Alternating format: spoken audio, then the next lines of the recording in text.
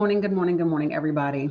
We're in for a few hours that we are going to spend together with each other. If you are watching me on the Book of Faces, the Tube of You, or the Sub of Stack, say hello when you join the room so that I can greet you. I don't get to see you unless you talk to me over there. Good morning, David. Hello, Hawaiian gentlemen. I feel like I haven't seen you in a minute. What is up? What is up, Jay Bird? Good morning, Jacqueline. Good morning, folks. I am trying to get myself together. I'm only 5 minutes late. Which is good considering what my morning has been. You got the notification. Love that. Hey, Sherry. What's up, Gabe the Babe? Allie Nicole, Tomas. Good to see you, Cam. What's up, Katrina? Hey, Robert Brooks, how are you? What's up, Kathmandu? Hope everybody is doing okay. Yeah, this is like not the best look, but it is the look that you're getting today because I got to manage my life and there is a lot going on. Good morning, Tara Love. Good morning, MG Brock, Nancy G, Jess. Good morning. What's up, Red Pen? Carla, Conchita, Shanna, how are you? Hello, baby. What's up, Lynn? 2409. Good to see you. Thank you guys for liking and sharing, doing your daily heart me's, and then claiming your points. Appreciate that. So, yeah, listen, y'all, this is literally 5 minute, throw some foundation on, cover up the melasma, just like make it look like at least I'm awake and alive, right? Good morning, Shanna. Good morning, Jamie, Deborah, Veronica, Mary Shaw, Aline, all the people. Good morning, Jamie, over there on the Tube of You. What's up, Peacekeeper? Red Hot. Renee, good to see you as well.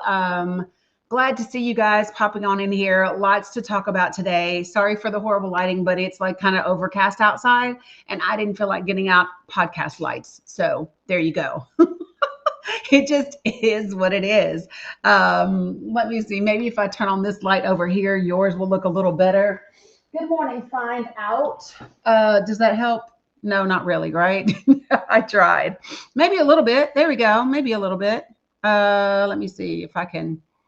Yeah, we'll just there. How's that? Good morning, Carmen. Good morning. Let me see who else. I got Carmen. It's going like it's been overcast in Philly all week. Yeah. You can have that cold weather in Philly. It's not for me. It's not for me. I was stationed in Alaska. I have no desire to be cold again in my life. Hello, Charles. What's up, Blue Honey Pot? Good to see you. Hello, Light and Sweet. Y'all, I am trying to like get settled and I feel like I can't. What's up, Hyde? Good to see you. Good morning, everyone. Listen, I said if you are joining me from the Tube of You, the Sub of Stack, or the Stack of Sub, or the Book of Faces, you got to say hello, or I don't see you. Over here, TikTok, I can greet you when you come in. Hey, Carolyn, blah, blah, blah, blah. Hey, Gio, good to see you guys. Good morning. Thank you, Veronica, and Find Out. Appreciate you guys. So listen, here's what you got to do. If you are on the Book of Faces, you need to come up here, do your daily heart me, click it again, and claim your points. Do that when you do your daily heart me. Do that if you comment. Do that if you gift. All of those things, because you get extra points and then you level up to doing all of those different things. Okay. So yay. Appreciate you for doing that. Over here on all the other places, do me a favor, like, share, comment, boost. That's how it all works. Because we want to make sure that we get out to as many people as we possibly can, right? Because we got a lot to talk about today. I went ahead and I finished reading the rest of the Palm Beach County affidavit, probable cause affidavit that we were going over last night. It was more of the same of what we read before. Good morning, Warner. Hey, Miss Henderson. And so it was just a lot. I went ahead and kind of went back to the grand jury testimony, as well as Alex Acosta's testimony as well, transcript. So we're going to go back into those things. I want to just very quickly kind of touch on the things of the day, if you will, right? How about we do that? So, hey, good morning, Sassy Cinderella. So let me just say this. It just came across my thing. Sunflower Fish, hey, how are you? That Trump is investigating a ridiculous claim that somehow Venezuela helped steal the 2020 election. I feel dumb. Like I feel like my IQ just like came down about 10 points just uttering those words. But that is supposed to be the new investigation by the Trump administration, is that somehow Venice, I don't tell me to stop it. I'm just telling you what it says. I'm just telling you what the news said, not me. Oh, it is not me saying these things.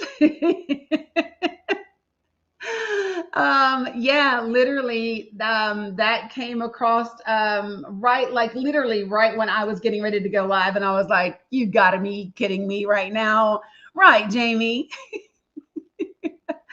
It is absolutely wild, that this is where we are, but this is where we are, people. Somehow, Venezuela helped steal the 2020 election. Good morning, Amy. I can't. So listen, hey Tammy, good morning. So this is the thing, right? What do you need to do? So listen, what do you do if you are Donald Trump and you recognize that you are losing support from your base? You do what you've been doing that's been successful. You find some brown people to make them mad at. That's what you do. If you are Donald Trump, hey, dirty bad bloggers, and you are trying to rally your base behind you, and you realize you're losing support, you find brown people to make them mad at. That's it, right? That it worked, right? It worked when it was immigrants. It worked when it was Black Lives Matter. Like it works, for that base. It is the Southern strategy, right? It is the Southern strategy, period. So, it's always around. You can find it when it's out there. You just have to recognize it for what it is. Good morning, hospice nurse Shawnee. So glad to see you guys. Good morning, Jamie. So just, sharing that out. What's up, Rebel? Oh yeah, it's always us. Yep. Well, not even after 9/11, way before 9/11, way before 9/11. It just expanded. 9/11 was the kickoff to the Islamophobia, around here. But yeah, no, like it's always been the Black or brown people. Good morning, Tammy. So yeah, it is exactly what it is. And what's up, Neuro Mama? So just wanted to share with you all those things. If you all saw this yesterday, salam Sammy. If you all saw what happened yesterday, like I said, I'm just going to briefly go over these things before we tap into everything else. Good morning, Mohammed. All right, so here's the deal. Yesterday, apparently, the Coast Guard put out a new policy, and it was removing things like the SWAS symbol, and saying this is no longer a symbol of hatred, right?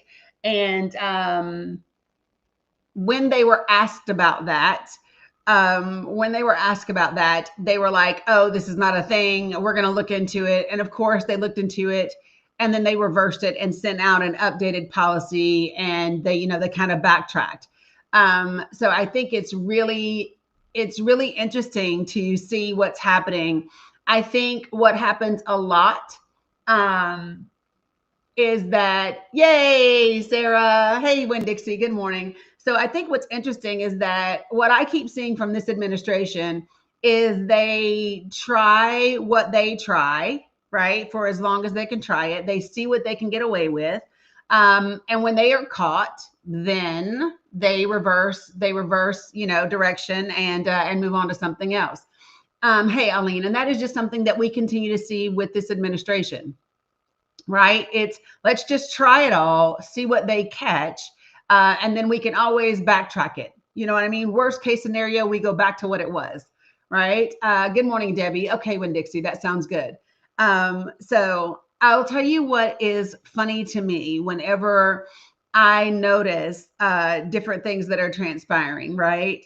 So, there's always going to be people who behave like they are children, right?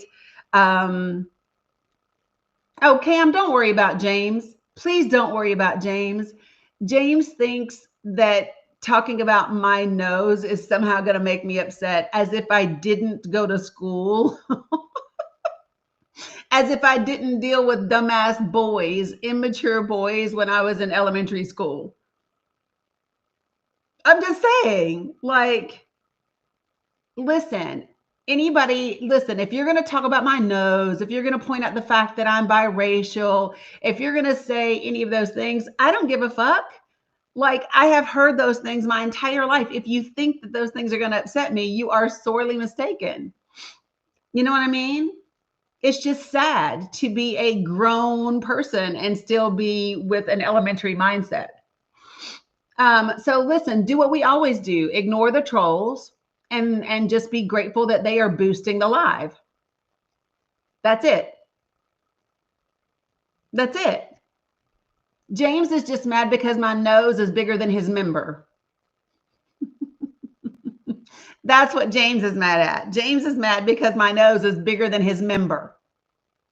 That's all.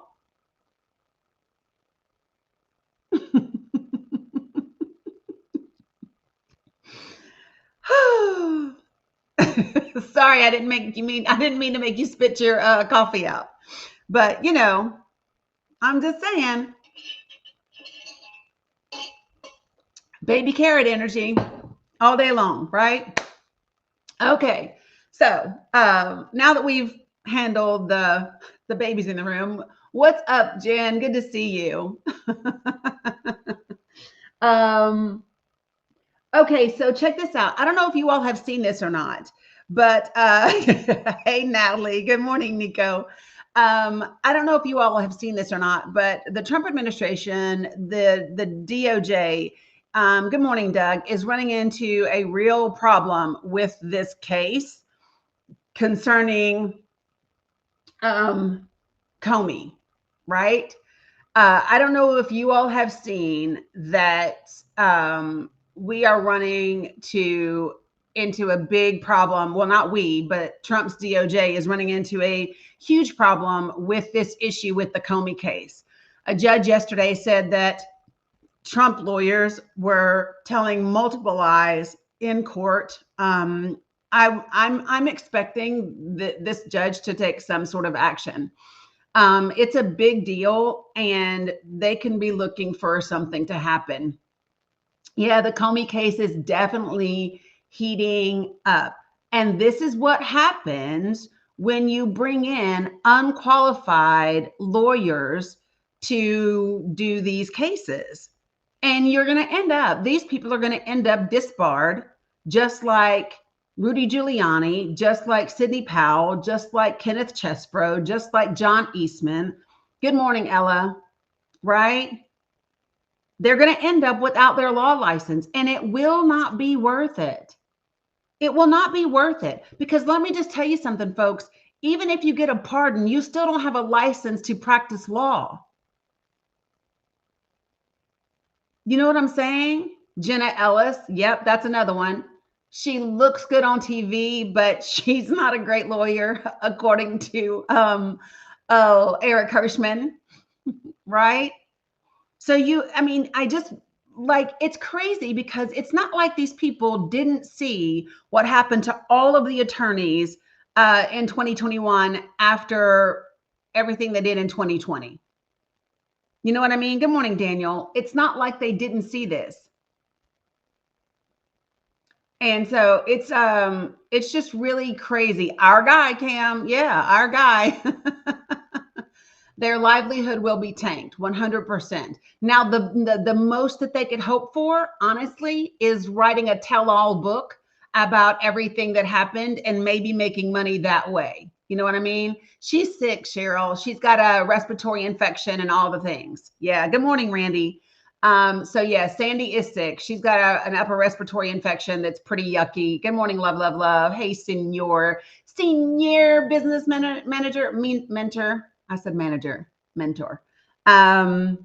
Yes, and they do deserve it because they know the law. They know when they're lying. You know what I mean? They do deserve it. Oh, loco gringo, don't talk about your sister like that. What's wrong with you, bro? Feel better, Jen the vet. Good morning, Yvette. They must be really, really pissed at the stuff I'm talking about in here because they are sending people like, right, Cam. I wish your sister, I wish your sister, what is this? There's a live fest effect that they're asking me to use. I don't really even know what that is. So I don't know how to do it if I wanted to. Um, it's crazy. Cray cray. Okay, let me see what else. Um, okay, give me one other. Oh, so I do want to point out one other thing. Okay. I saw this a couple of days ago and haven't talked about it at all. Oh, thanks, Wendy. It was given to me by a dear friend of mine when I walked in the Pride Parade with them a couple of years ago. And so, as you can see, I wear it a lot. That's why it looks like it does. But let me say this to you guys. I saw this the other day, and it is worth mentioning again. There is some issues. Hey, Brad. Good morning. There are some issues. Thank you, Muhammad. Whoever that was. It went so fast I didn't see it. But there are issues, folks, with immigration and a Chinese immigrant who was here legally that was in ICE custody. You guys are familiar with this? You guys know about this Chinese immigrant being unalived in ICE custody? You guys know what I'm talking about? What's up, happy girl? Yeah, Shawnee. So what's up, A Mooney? And no, you guys. Okay, so listen, his hands were supposed to be hold on, zip tied behind his back. Give me a second. Yeah, give me a second. Immigrant, ICE, deceased. So this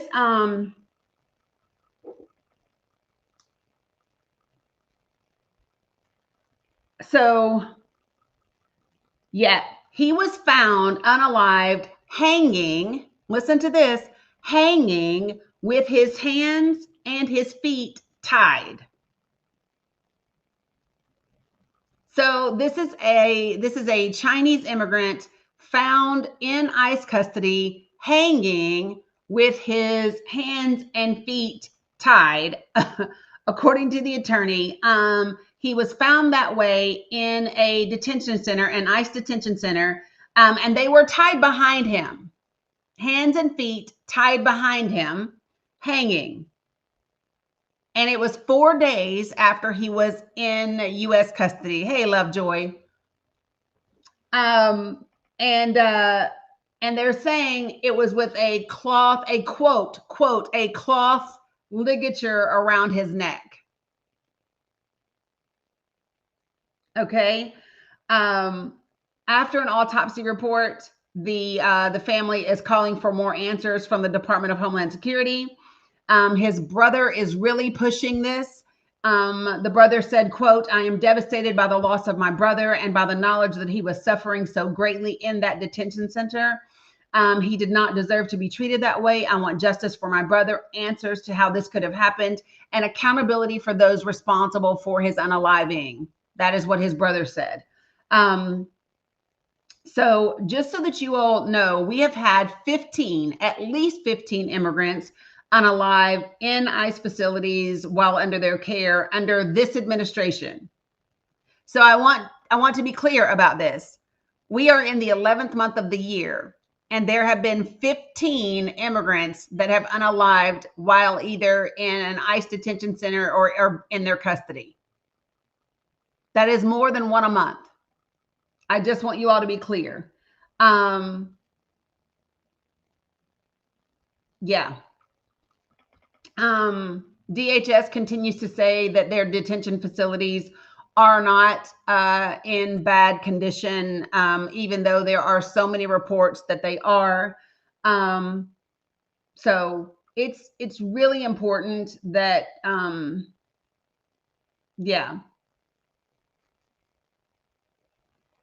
yeah, just so you know.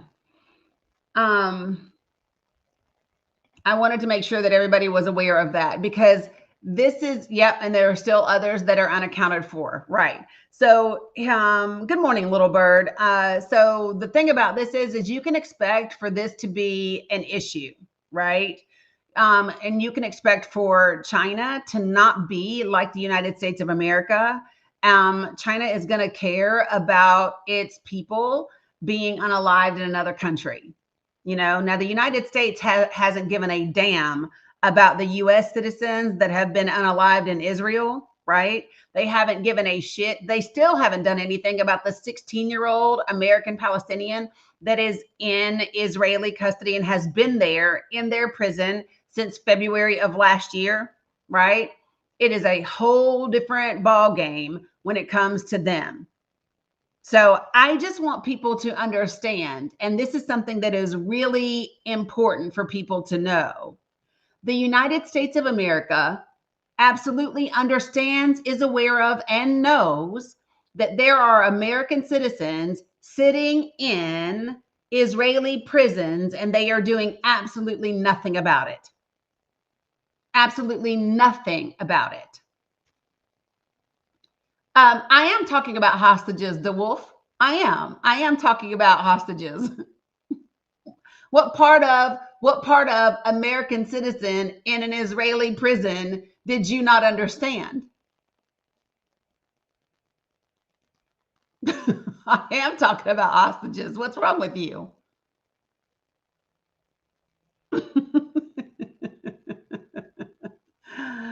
uh, yeah. So just saying, you can call them. Well, let's see. Israel is not at war with the United States of America, so he's not a prisoner of war. He's a 16-year-old child. He is a 16-year-old child that is an American citizen that is sitting in an Israeli prison that has lost a third of his weight. Nope, he's not a criminal. He's a citizen of the United States. Yeah, you woke up and said, "What the fuck again today?" You mean because we illegally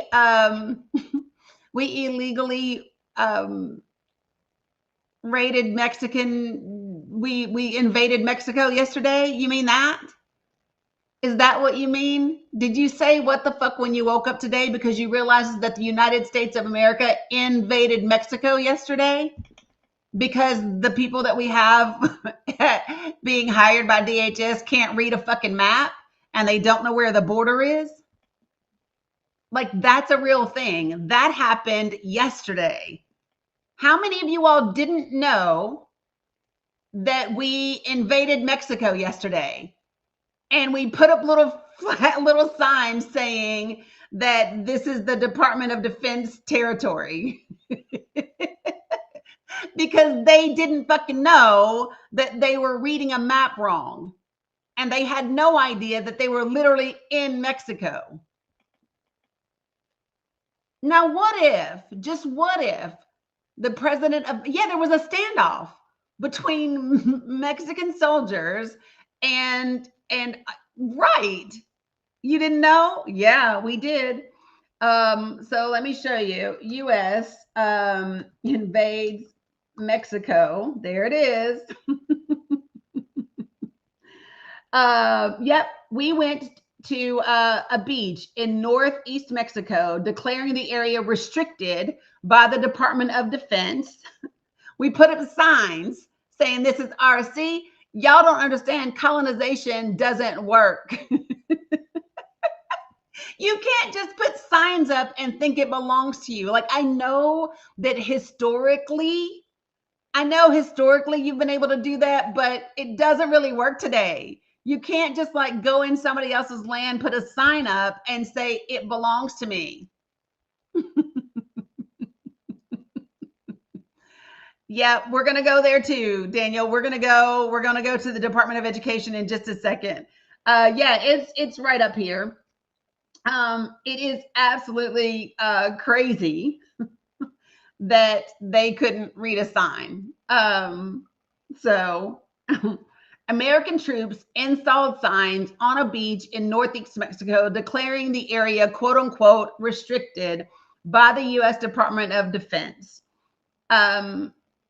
there is video that shows Mexican Marines removing the signs at Playa Baghdad, close to where the Rio Grande River flows into the Gulf of Mexico. The signs warned that unauthorized access or photography was not permitted. And, quote, if you are found here, you may be detained and searched. Yeah. It's absolutely wild. It is wild.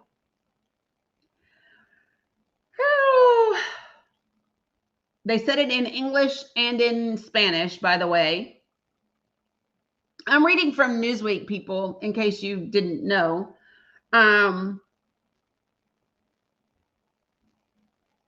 Yeah, the U.S. Embassy in Mexico shared a comment from the Pentagon that contractors putting up signs to mark the quote unquote National Defense Area 3 had placed the signs at the mouth of the Rio Grande. But changes, this is what they said. They said that changes in water depth and topography, quote, altered the perception of the international boundaries location. In other words, they can't read a map. The Pentagon said contractors would coordinate with appropriate agencies, quote unquote, to avoid confusion in the future.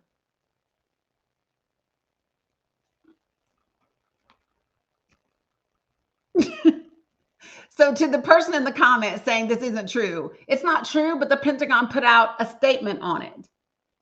You just sound silly. You just sound silly.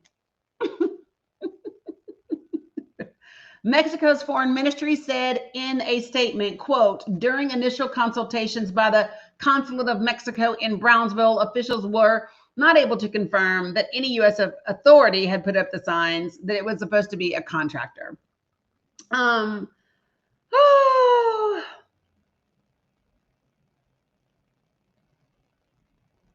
Mexico's foreign ministry said it contacted the U.S. Embassy in Mexico and the Mexican section of the International Boundary and Water Commission. If you all remember, the International Boundary and Water Commission was one of the agencies that the Trump administration, during the first administration, was attempting to put under Schedule F so they could very easily install and remove federal employees, right? So just so you know.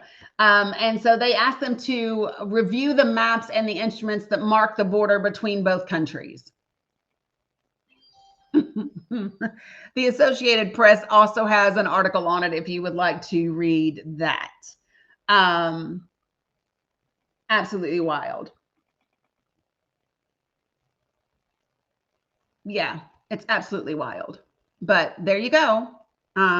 It's one of those things. So, good morning, Linda. How are you? Probably DJ. I would think that. I would think that. Right, not reading maps. It's crazy. It's absolutely wild.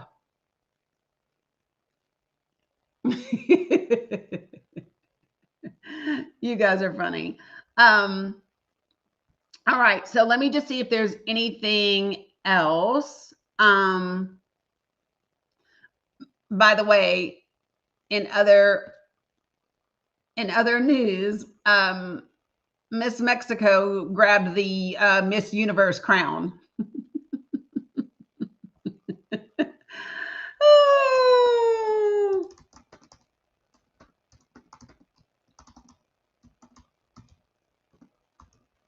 All right, let me take a look real quick.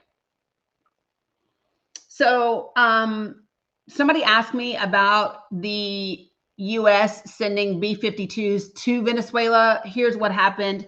In October and in November, they flew off the coast of Venezuela, but it was supposed to be a quote unquote show of force or a quote unquote bomber attack demonstration in the region. That's it. They didn't do anything, but they flew by. Okay. Yeah, they are. Appreciate that. So yeah, so it's really interesting times that we are in. Um, Everybody that has requested from the US, have you requested to balance out the request, or was somebody requesting to actually come up? Because sometimes, I don't know the difference and I have to ask. Right. It is crazy. It is crazy to think about how much it costs to fly those in a show of force, right? You know that they are looking for an excuse to they are looking for an excuse to attack Venezuela. That's why they are now, quote unquote, investigating that Venezuela helped steal the 2020 election. It's crazy. Good morning, Sammy J. What you got?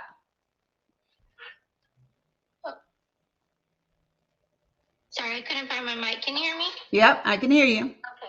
No, I was just going to say, I don't think the whole, like they're saying the Mexico thing was an accident. And I don't even think it's an accident because Trump has been saying to President Sheinbaum that he wants to go in there and help, quote unquote, help them with the cartels. Yep. And it was just earlier this week where she responded by saying, like, hey, no thanks, because the last time the United States sent troops into Mexico, they stole half the land. Yep. And I want to say it was under President Polk, if I have it right, where that's kind of how we started. We put troops on Mexican land and just kind of put them there just to kind of see what would happen. Yep. And waited for somebody to start something with them, and then all of a sudden we were at war and took half their land.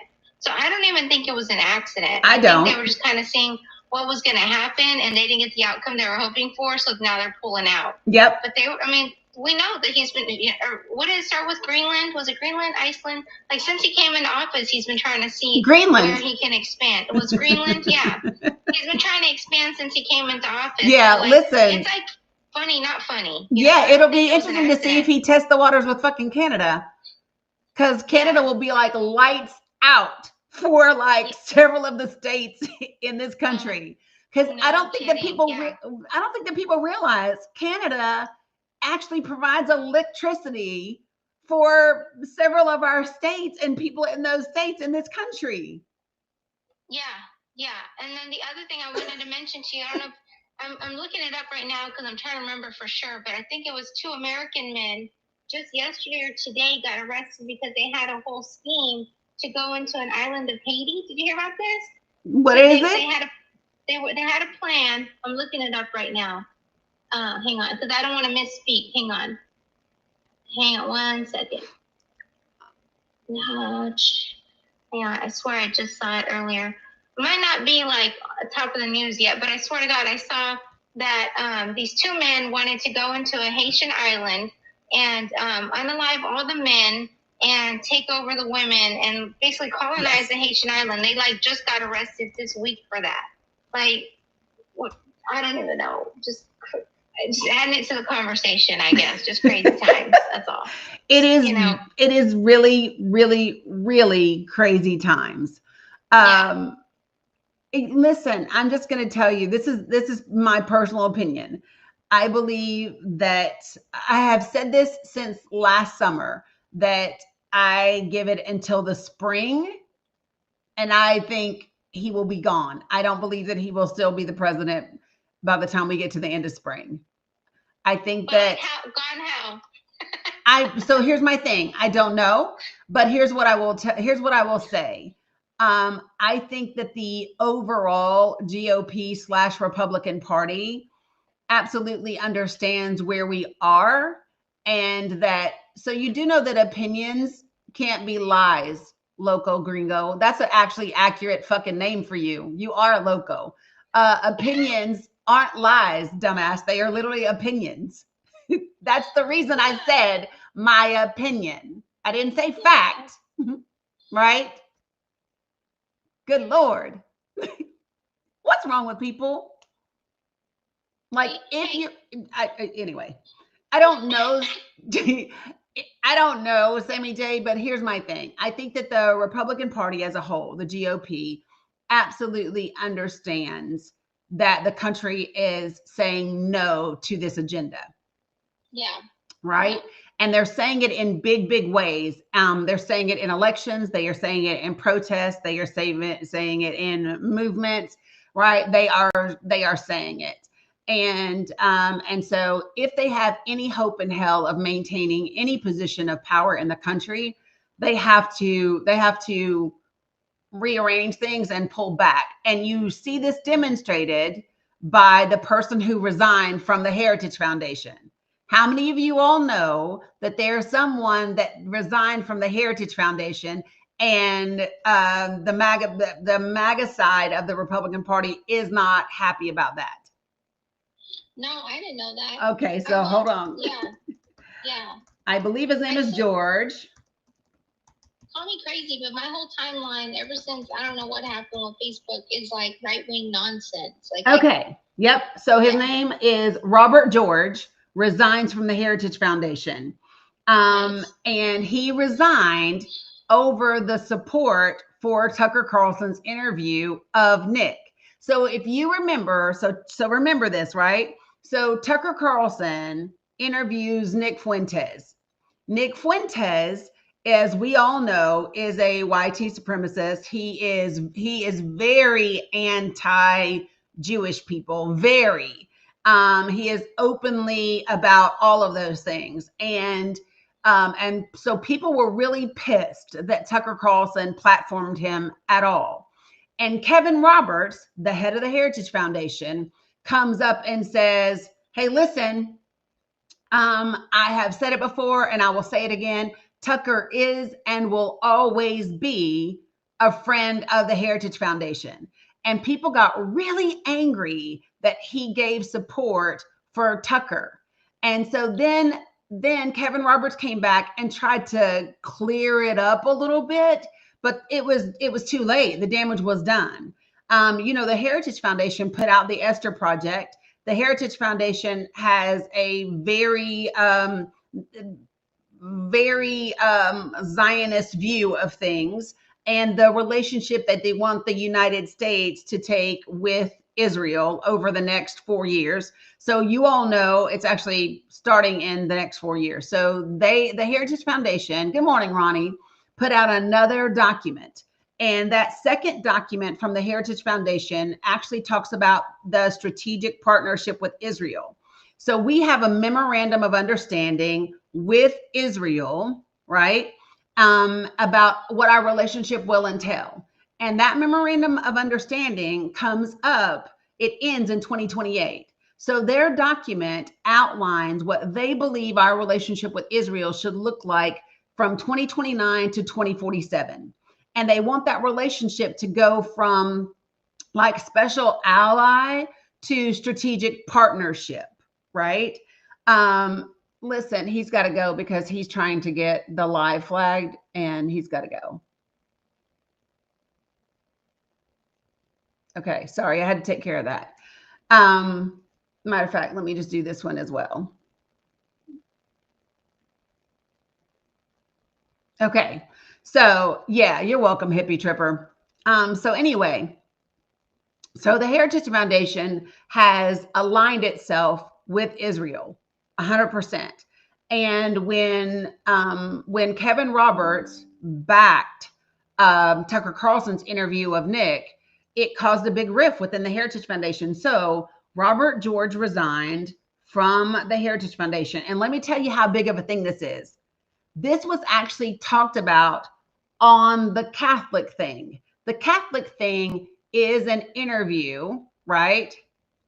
Good job, Saberio. Love that. So listen, this is a professor, Professor Robert George, resigned from the Heritage Foundation. And this was actually written about on the National Catholic Register, the Catholic Thing, the Catholic News Agency, and the Catholic Reporter. You notice that? About 40 minutes. But is anybody catching a theme? Does anybody understand now why J.D. Vance converted to Catholicism? Does anybody understand why he became a Catholic just like Kevin Roberts? Just asking. Because when else do you see news like this? I do, Nini, at 2 o'clock. I do. So, what's up, DJ? All right. So, yeah, you get it, Wesley? All right. So, let me see. So, he's a Catholic scholar. And because Kevin Roberts did not fully retract, his statement about Tucker Carlson, that is why Robert George resigned from the Heritage Foundation. And a lot of people in the Heritage Foundation are saying the wrong person resigned. So, significant things that we need to be paying attention to. There's a split within the Heritage Foundation. There's division now within MAGA and the GOP, right? About what? About Israel, whether Israel is first or America is first. Listen, this Israel alliance is becoming a huge divisive issue within the Republican, conservative, MAGA movement. And if you had ever told me that it would be Israel that brought down the demise of the Republican Party, I would not have known it. But this is their own fault. This is their own fault for going so extreme. If they had not gone this extreme, they leaned. So listen, for the last 12 years, they leaned full in to what? Into the Southern strategy. They leaned full in to making people angry at brown people. They leaned full in to what? To the YT supremacy. They also leaned full into Christian nationalism. Those are the things that they have been leaning into for the last 12 years. And then when you all of a sudden say we're putting Israel first, and when people find out that we've been putting Israel first, how dare you put those brown people ahead of this country? And how dare you put those people that have that religion ahead of Christianity? So you've undone your whole America's first agenda. I'm aware of that, Callie. What the fuck are you talking about? Did you not hear what I just said? Pay attention before commenting, because you just look silly.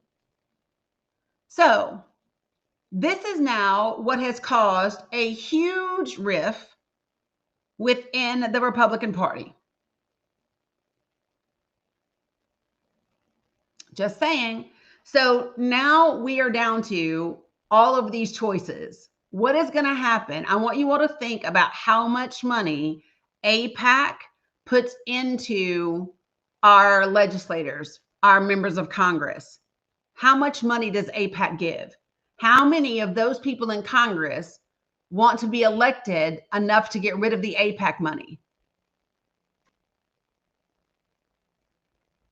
Right, which is look, Pope Leo has been very frank about the fact that Christian nationalism is not representative of true Catholic beliefs. Yes, 100%. So it's very interesting to see. Oh yeah, 100%. Like, this is the thing. Listen, every person, every candidate, yes, Noel, I do. Every single candidate that AIPAC endorsed in 2024 won their general election. Every single one. And they spent a shit ton of money, about $15 million, getting rid of Cori Bush. Did you know that? They spent about $15 million getting rid of Cori Bush.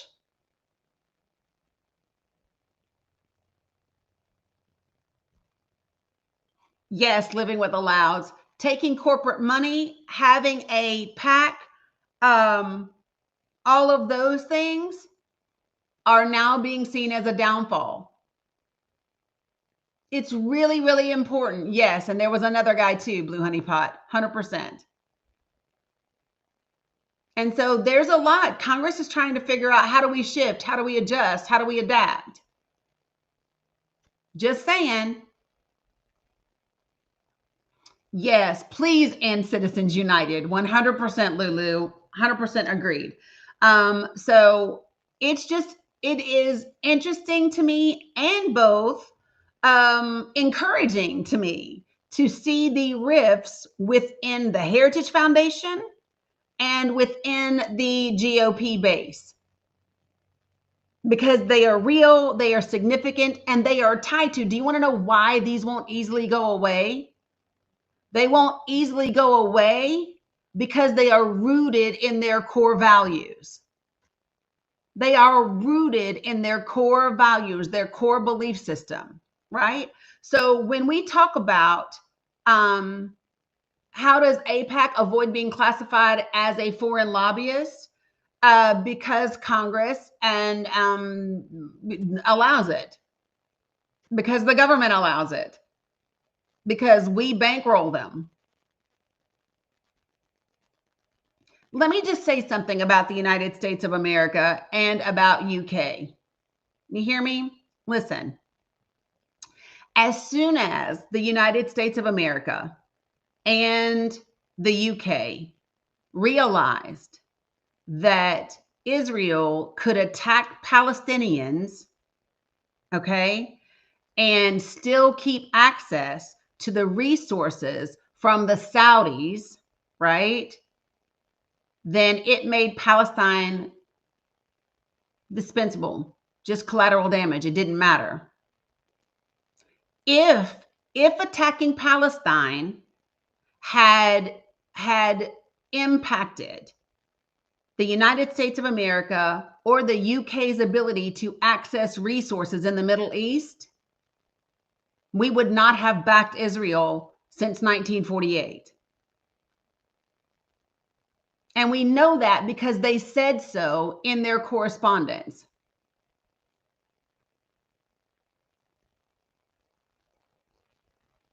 Period. So I don't know how many of you all caught that, okay? But when we talk about the draft document between Lovett and Rusk, right? What did they say? They said Israel is refusing to agree to a truce. They would rather take the land. They would rather continue to separate their state, carve out their state by force. Ferris, I don't know. I don't ever speculate on all of those things. I don't ever speculate on those things. I kind of take them as they come. Do I think that we will know everything? I don't know. Probably not. And if we do know everything, it won't happen for another 30 years. Hey, Rosalind, good morning. So in this conversation, they said Israel refuses to agree to a truce, right?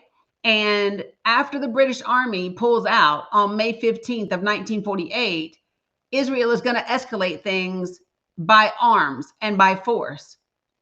And then they're going to cry. And they said, if the other Muslim countries, if the other Arab countries, right, actually swoop in to defend Palestine, Israel is going to come running to the UN and say that the Arabs are the aggressor, when it in fact is them. It is them that is the aggressor, right? And those people are simply defending themselves. And they said the question that's going to come before us as the Security Council is this, right? Are we going to back Israel, or will it become such a global issue that it will disrupt things, right? That was the question. That was the question. The question wasn't, is it right for Israel to forcefully attack Palestinians? They didn't ask themselves that question. The United States, the UN, the UK, they did not, those members did not ask themselves what was the right thing to do, what was the humane thing to do. That wasn't the question. The question was, will the other Arab nations rise up in defense of Palestine? And if they do, will it damage our ability to access resources? Because if that happens, we're fucked. And when they saw that no one stood up and rallied with Palestine together, and Israel could unalive, they could commit genocide, they could have the Nakba, they could do all of those things, and the other Arab countries did not come to their defense, right? Then they said, well, shit, if the other Arab countries don't care about Palestine, we don't either. As long as we can get our goods, we will arm Israel. And Zionism just continued to grow. Period. Right? Good morning, Dr. Emmy. And so I think it's really important for people to know that. Living with the Loud, you'll have to tell me the name and I'll see what I can find. Well, of course, Donald Trump thinks he wants Gaza, but I'm going to tell you right now, Netanyahu is never going to let him have Gaza. It's not going to happen.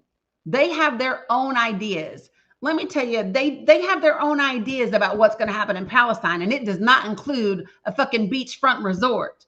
It includes knocking down the biggest mosque that is over there and rebuilding a temple that they believe is necessary to exist in order for Jesus to come back and unalive a bunch of Jews.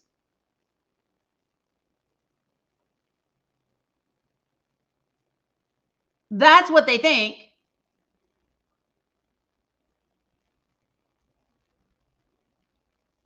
Yeah, Ferris, I heard the same thing.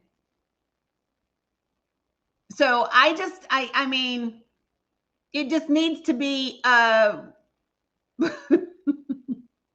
you need to recognize what the deal is, people. Yeah, they have plans drawn and everything.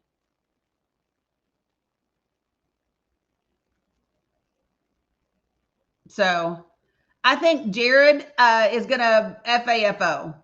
Baby Jesus, what? Okay, so if you all, I'm just going to give you like a very like top of the line of this whole deal. There is a difference between being a Christian or being Jewish and being a Zionist. Okay? There are more Christian Zionists than there are Jewish Zionists. Zionists believe a specific thing, but they believe that Israel is entitled to all that land. They believe that Israel is going to, I'm just saying, that Israel is going to take it all back. They are going to get rid of what is the largest mosque in that region and replace it with the temple that they believe should be there. And that temple, that third temple, has to be rebuilt in order for Jesus to come back. And then Jesus will unalive all of the Jews, or the majority. Like that Zionism. Period. So, yeah, I'm just saying this is why there's not really a ceasefire right now. This is also why Israel is attacking Lebanon.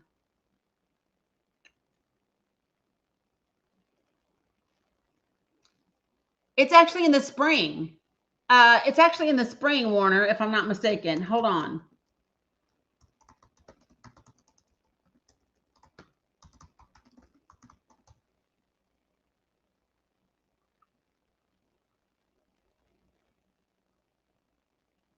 Hold on a second.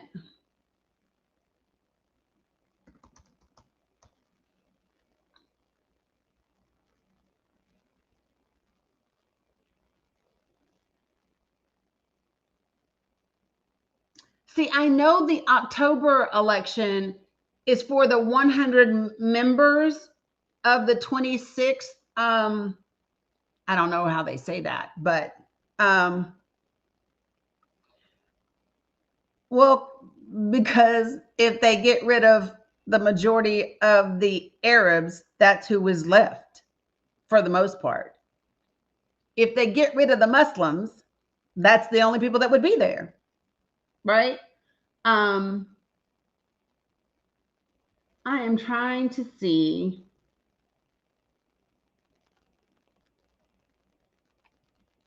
Okay.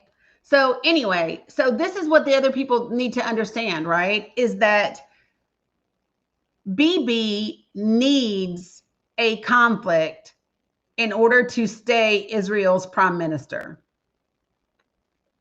Somebody had said there's something though, and I would have to ask one of the other folks. They said that there's something that happens in March that leading up, and I don't know if they have like a primary or what happens. You know what I'm saying, Warner? But I would have to look. So anyway, yes, it's all their wishful takeover thinking. You got it. Good morning, Sandy. Glad you're feeling well enough to join us. Right, and to stay out of jail, Random Rennie. You got it, and to stay out of jail because the ICC is coming for that ass, and I hope he comes to New York. What's up, Ahmed Darawi? Good to see you. Oh, Ahmed, listen, I don't know if you're in my Discord or not, but since last night, 718 was raised for Raja's tent. So I'm excited for that. Very, very, very excited. It did my heart good, considering the pictures that I saw. Am I a New Yorker? No. But what I know is that Zohran Mamdani, let me say the full name, Zohran Kwame Mamdani has said if BB brings his ass to New York, he going to jail. John Dursky. Okay, let me write it down. So that's why I'm saying I hope he takes his ass to New York. Yeah, just saying. Yeah. Zohran Kwame Mamdani has said, if you bring your ass to New York, you are an international criminal. You will be arrested and be delivered to the ICC. And I'm here for it. Yes, pretty much. Hilarious to me, right? Yeah, you know, here's my thing. What you have to do with Donald Trump is make him believe he is getting something in return. And so, in my opinion, the Saudis are just playing him. In my opinion, the Saudis are playing Donald Trump 100%. 100%. I think that the majority of the world looks at our leadership right now and says, we know how to play this game. We know how to manipulate this quote unquote leader, right? To get what we want to get. But when the rubber meets the road, those folks are absolutely not going to bend to the will of the United States. I'm just telling you. Yeah, they've been that's all you got to do. Flatter his ass, give him some gifts. Listen, what does it matter if the Saudis join the Abraham Accords? Real talk, what does it matter in the but he will say that he was able to get them to join the Abraham Accords. This will be his, along with his 8 wars that he ended, along with, you know, bringing Jesus from the dead, along with everything else that Donald Trump claims to have done. He will add this to the list. Buenos dias, Mr. Barrios. But them folks, like, just, I don't know if we recognize this historically speaking or not. They've been around longer than us. I don't know if people realize this or not.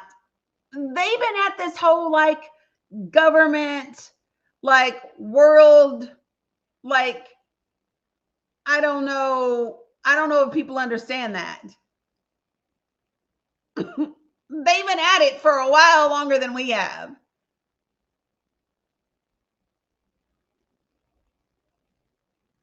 Just saying.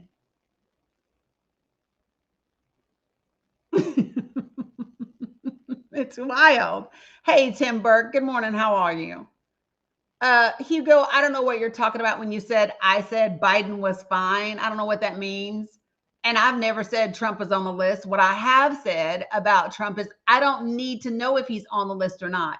He's already been found liable of grape. I don't need him to be on Jeffrey's list if a list ever existed. I don't need it. I have already heard the testimony of 20 some different damn women. I don't need him to be on anybody's list. I already know that he physically assaults women. I already know that he commits SA. He's found liable for it in court, and he told me himself. Even if nobody else told me, he said, I grab him by there for JJ and I don't ask permission. That makes him an SAer. I don't need the files. I already know. Yeah, I did, Mastiff Mama. Like, he told me who he was. It lined up perfectly with my discernment, and I believe him. What's wrong with y'all? You said Trump was on the list. No, I didn't. What I said is I don't need him. I don't need to see it. I already know who he is. I don't need another SAer to tell me another SAer is an SAer. I don't need that. School. Like birds of a feather. Birds of a feather. I'm pointing to a picture. So I'm just saying. Anything else?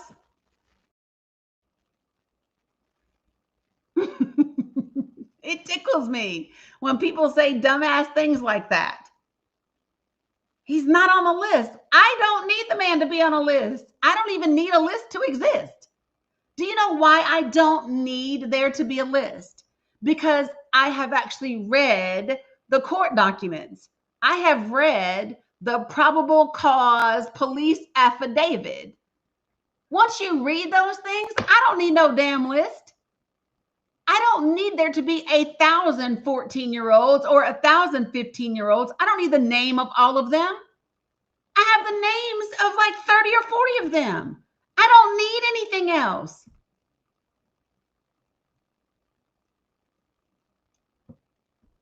The only thing I'm interested in is where do we have offenses where the statute of limitations hasn't run out. That's all I want. That's all I want.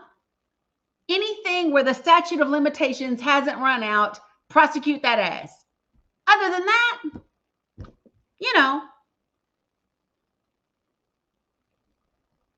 just saying.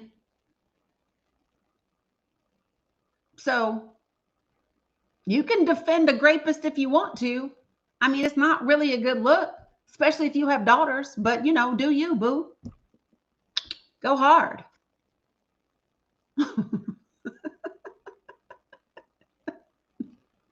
What? Like, I don't know that I would brag about it, but hey,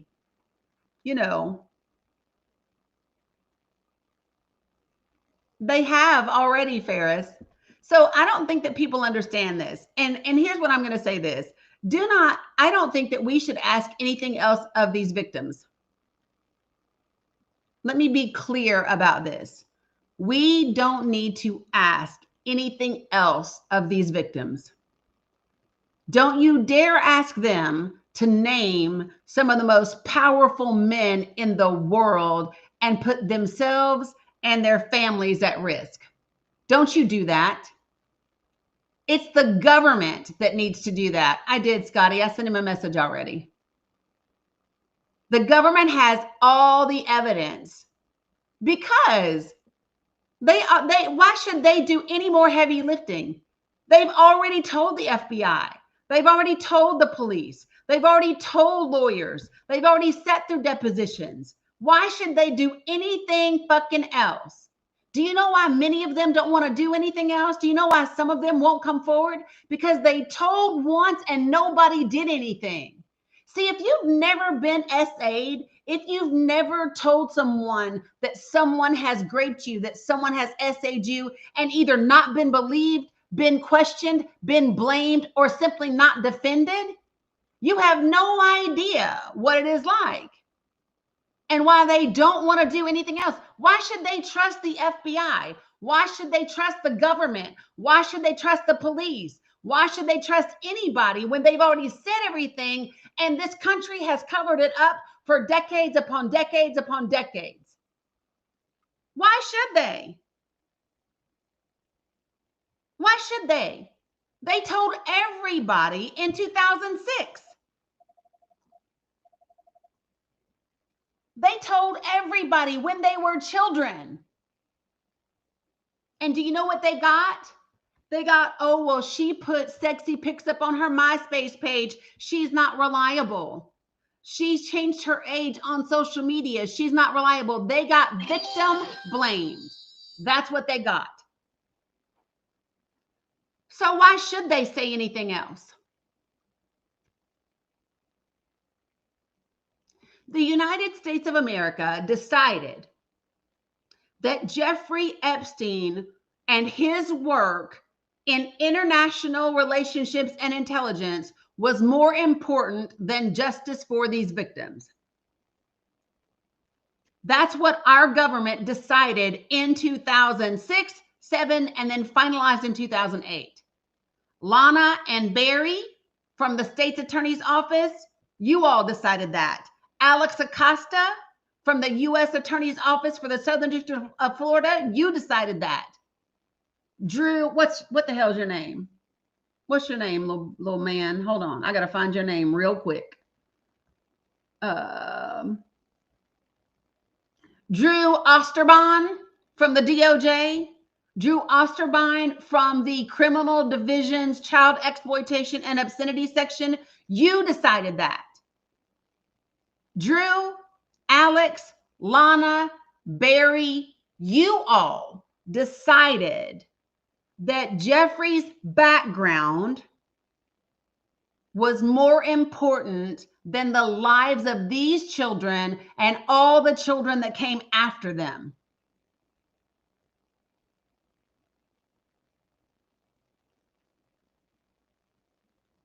So just so everyone understands that.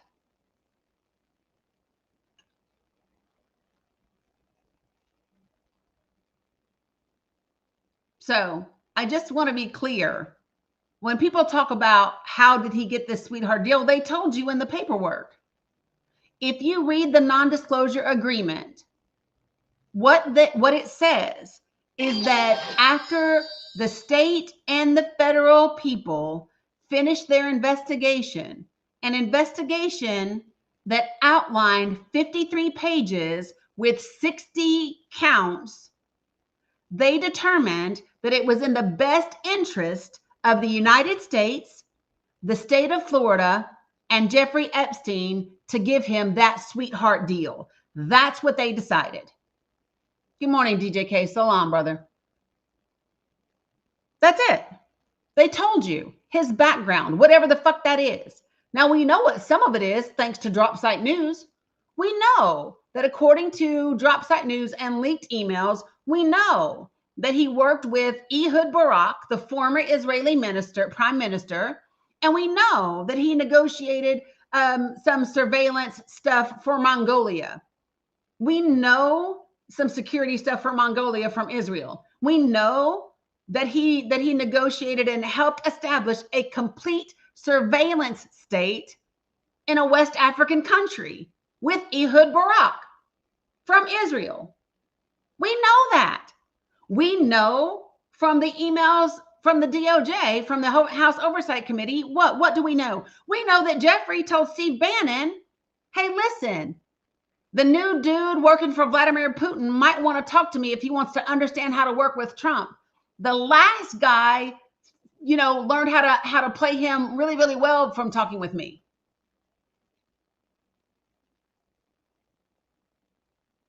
Right? Jeffrey has literally been advising Vladimir Putin on how to deal with Donald Trump. It's not a hoax, people. It's a crime.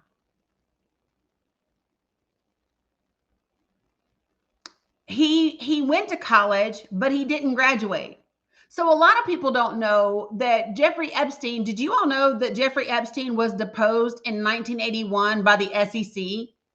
He worked for a company called Bears and Starnes.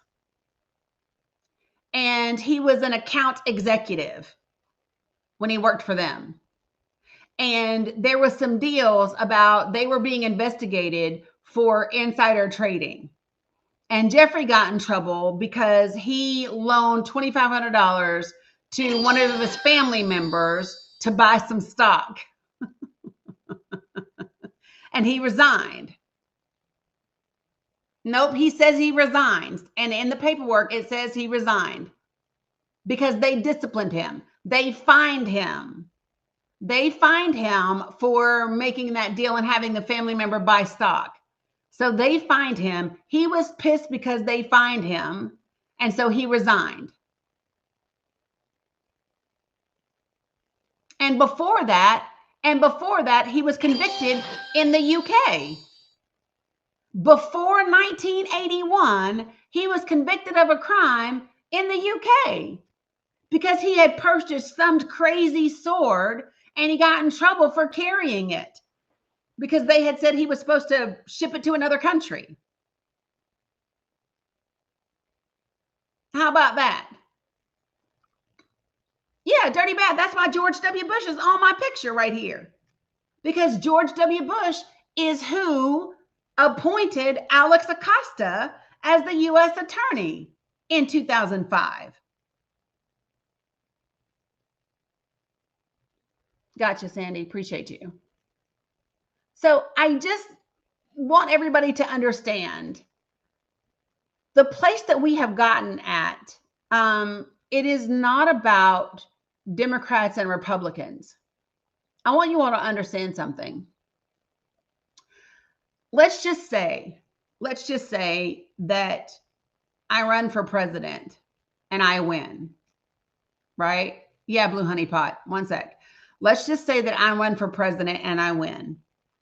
When I get into the office of the presidency, right, I am briefed every morning about what the actual people who are running this country are doing. I am briefed on what's happening with our intelligence. I'm briefed about our assets. I'm briefed about who has what relationships with what country. And whether I'm a Democrat or a Republican does not matter. It doesn't matter. What matters is those relationships and the benefit that they have to the United States as to whether or not I allow them to do what they do. Now, do you want to know why I believe it rose to the level that they were okay finally arresting Jeffrey? Do you want to know why I believe that? Because he was talking to Michael Wolff. Michael Wolff has over 100 hours of conversation with Jeffrey Epstein. And everybody knows snitches get stitches.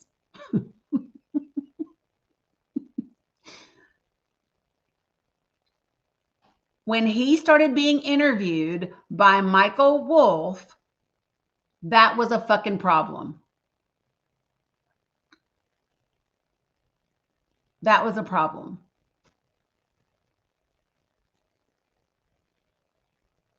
I'm just saying. Now, I am not saying, let me tell you what I'm not saying. I'm not saying that the government unalived Jeffrey. I'm not saying that. What I am saying is that I read I read his little mental health stuff from being in the jail cell, and he said, "No, I'm not thinking about taking my own life." And they said, "Oh, well, we're going to watch you anyway." And then after a couple of days, they said, "Oh, he's no longer thinking about it." And then a minute later, he wasn't here. Appreciate you, Sandy. And here's what I know, whether it's Jeffrey or the 4 or 5, 6 or 7, 8 or 9 brown and black men that have been found in the last 5 years hanging from trees, ain't none of it they did themselves. I don't think, I don't think the Chinese dude did it himself either. The Chinese immigrant that had his hands and his feet tied behind his back that was found hanging in the ICE detention center, he didn't do that to himself. I just don't believe it. So now, do I know that to be fact? Nope. It's my opinion though. What I do know for a fact is the president of the United States is an essayer. I know that for a fact because he told me and a jury said it. What's up, Blue Honey Pot? What you got for me? Hey, okay. So I have been obsessed with this for years now. So I watched every documentary I can find. And I keep bugging you about Bill Barr, but something nags me about that. And I'm going to tell you why. So everything you're talking about right now with the bank fraud and all that back in the 80s, yeah. Then him and another dude started a financial business and they were going to get taken down.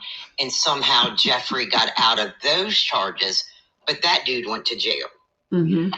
His first job when he was teaching at that college, Bill Barr's dad hired him. Mm-hmm. And then Bill Barr was the AG with Bush. Then Bill Barr was the AG when he was unalived. It's just something I can't. You are my hunter. Like, you get in there and you can find these documents and these people and this stuff. And then I'm going to watch this documentary and I'm going to tell you everything I hear. And you were talking yesterday with Florida and all this, and they have so much information and have had it for years. Yes. The first girls that reported this was in 1996. It's the Farmer sisters. And yes. Maria. And I don't know where they reported it, though. I don't know what FBI office they went to. Oh, hold on. But go ahead. I think I do, but I'm trying to remember. It's Maria Farmer and what's her sister? Why'd you ask me? I want to say Jennifer, but I don't know if that's right. I don't think so. Okay. What I watched the other night again was this one's about Ghislaine. It'd be a great movie night. It talks about her and all of her ties and where all of that, but the Farmer sister's in that documentary. And she's telling how all the girls in Florida could have been protected if the FBI would have did something back then. Annie. That's right, Chris. Annie. No, I don't want to chat with you. What's wrong with you? Okay, so I have the lawsuit from just like that. I have the lawsuit from Maria Farmer right now against the FBI. So,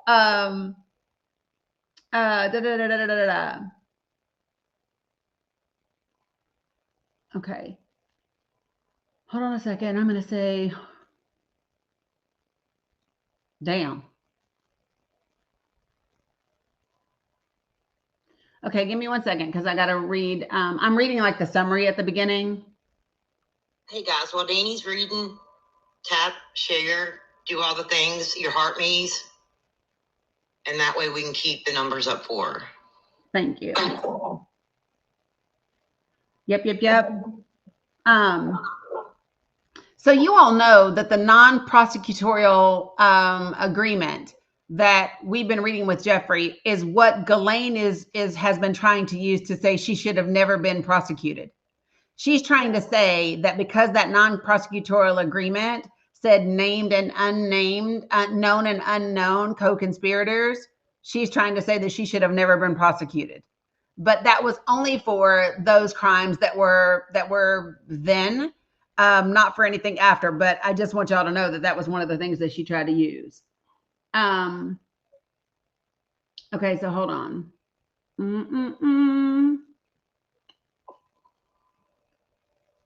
Damn.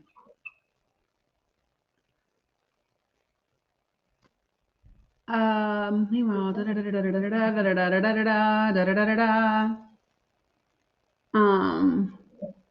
Also, Dani say that he unalived himself, but his brother says that he didn't. Yeah, I know. Well, his brother Mark also said that Donald was a liar because he called Jeffrey after the 2016 election and said he couldn't believe he won. I don't know if y'all saw that or not, but Mark Epstein, Jeffrey's brother, said that Trump's a liar because because he called him after the 2016 election and said, I can't believe I'm the president. So just so you know. Okay. Venue is in the District of Columbia, blah, blah, blah, blah, blah. Blah, blah, blah, blah, blah. I don't know if it matters what office, right? Because when she sues, she's going to be suing the FBI as a whole, which is going to list it as DC, right? So I don't know that it matters which office. And if you remember, even in the U.S. Attorney's Office for the Southern District of Florida, the person that they brought down was from the DOJ's Criminal Child Exploitation and Obscenity Department. So it was from Washington that he came down from the DOJ, and the police chief for Palm Beach County gave that all of his evidence to the FBI as well. So my thought process would be this: it doesn't matter if they did it to the local office, because it was federal. So it would have been the whole federal office that would have known. Do you think that this could be when they recruited him to be the foreign? I wouldn't even bother to speculate on that, but I would think no. Listen, but at that time, he already knew Ghislaine. He already had, like, Ghislaine was introduced to him by her daddy. So, like, no, I think it goes back further than that, but that's just my opinion. I don't know. Back to the fraud charges with the businesses and him getting scot-free. Yeah, 100%. 100%. With the other stuff and just started blackmailing and enjoying it. So let me just see. Hold on a second.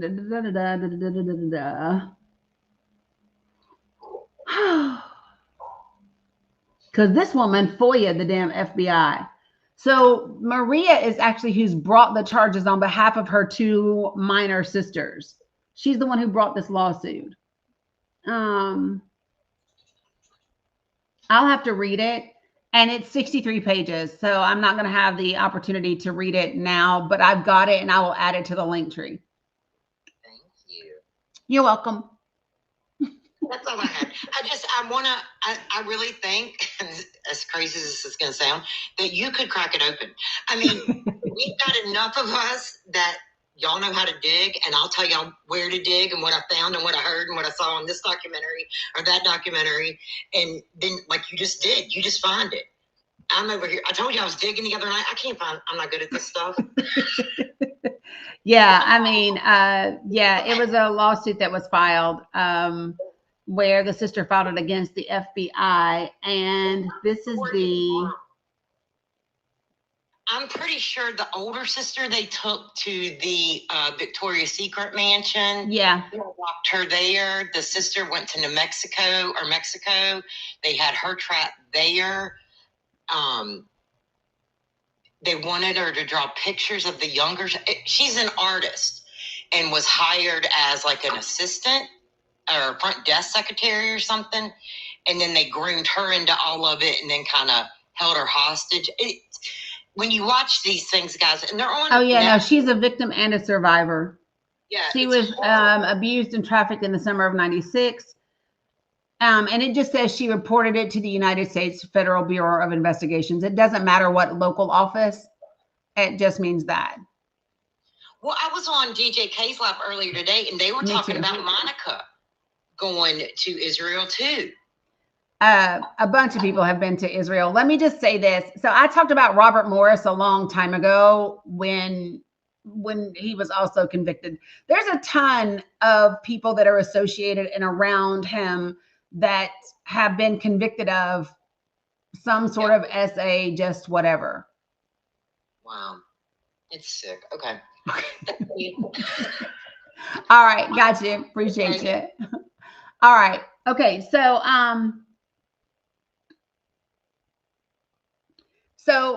this is the part that everyone needs to really get and understand is that prior to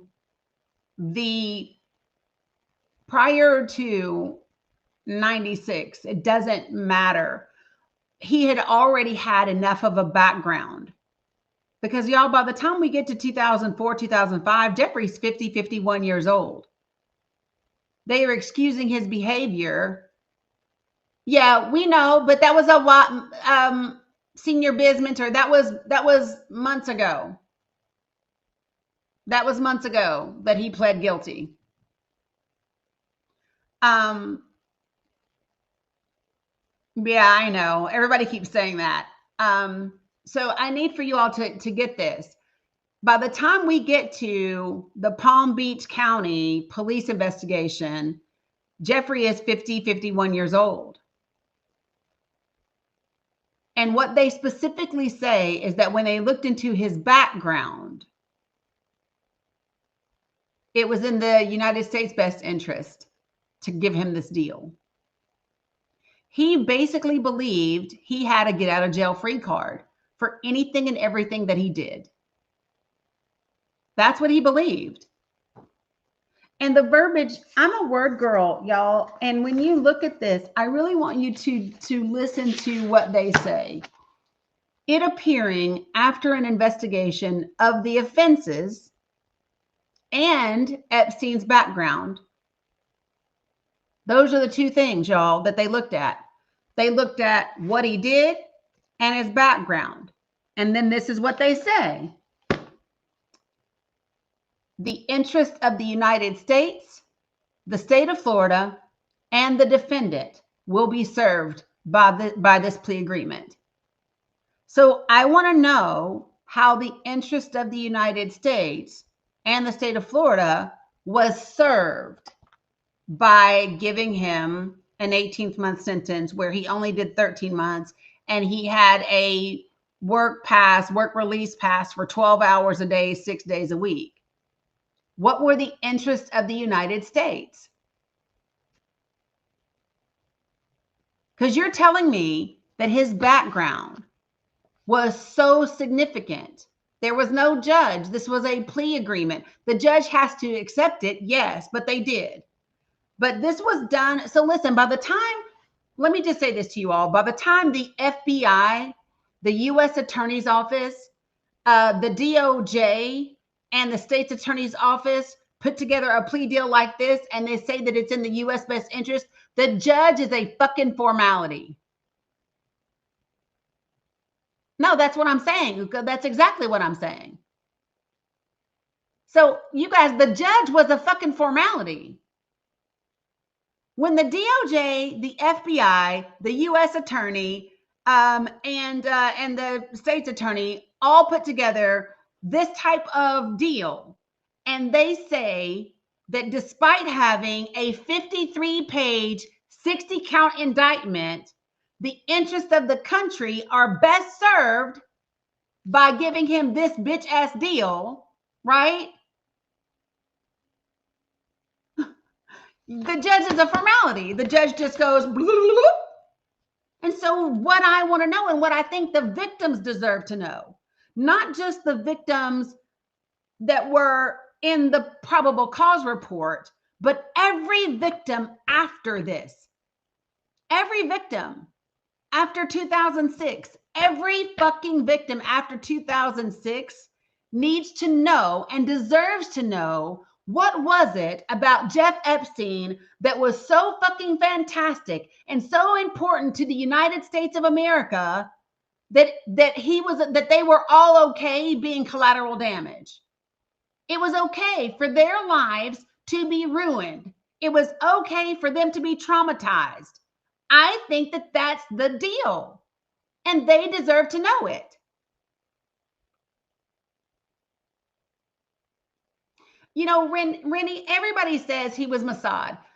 I think that labels are a mistake, because some people will say he was Mossad, other people say he was CIA. I don't really give a fuck what the title is. I want to know what he did. I want to know what information was that important.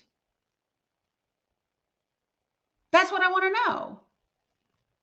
What I know is that he had significant ties to Israel. Ehud Barak visited Jeff Epstein 30 damn times. And he said, I've been to his Manhattan address, I've been to Palm Beach, and I've been to the U.S. Virgin Islands. Listen, anyone, and I say this 10 toes down with my chest all the way out, anyone that walked into that fucking Palm Beach, Florida estate knew he was into young girls. He had their disrobed, unclothed pictures hanging everywhere throughout the house. Any person that has been in that Palm Beach resident knew. And I don't care if you participated or not.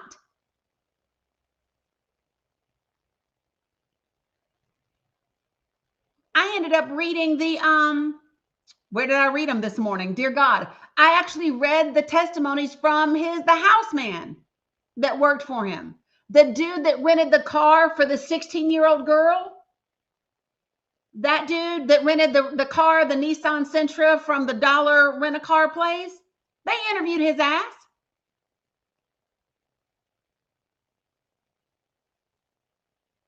Every bit of it. They only allowed 2 victims total in the grand jury testimony. One was the 16-year-old. The other was someone that was now 18. Hella, Raja. Right? I love Raja. So just so you all understand, they knew everything there was to know. And you cannot tell me that when they gave it all to the FBI back in 96 and again 10 years later in 2006, that they didn't know if he was doing it in Palm Beach, Florida, he was doing it in New York. You can't tell me. They knew he flew between both residences. They knew he had executives. One that handled everybody in Palm Beach, that was Sarah Kellen, and one who handled everything in New York, Leslie Goff. Right? Same setup, both places.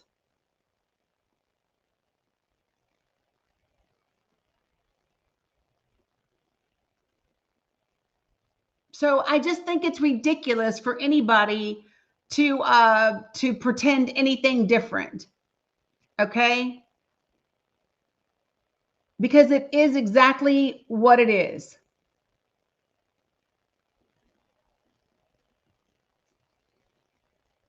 Right?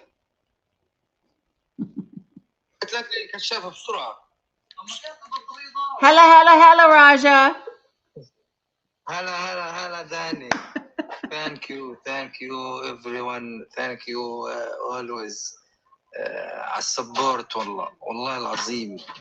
Yeah, he is. Thank you. All love, Dani. All love. All love, Raja. I brought him up because I knew he wanted to say thank you to everyone. I texted him this morning and I told him because I looked at the donations that had come in since last night, and I let him know that we hit that 700 mark so he could get a new tent because he didn't have a tent at all. He just had things hanging to try to make a covering. And I'll read to you what he said to me. He said, "Of course, God willing, I will check the account and get the money to buy and then fix the tent and some other necessities. Thank you from the bottom of my heart." And then he said, "Best sister, best friend." So I knew that he wanted to tell you all thank you, and so that's why I wanted to bring him up for a second so that he knew. Thank you. Yeah, you are welcome. You are welcome. All love, Dani. All love. Best friend on the world. Shukran. You're welcome. Alhamdulillah. Look there, read the comments. Hold on.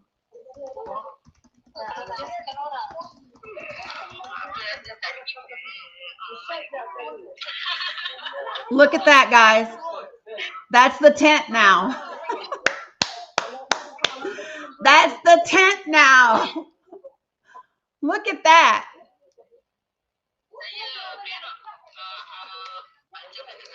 That's amazing.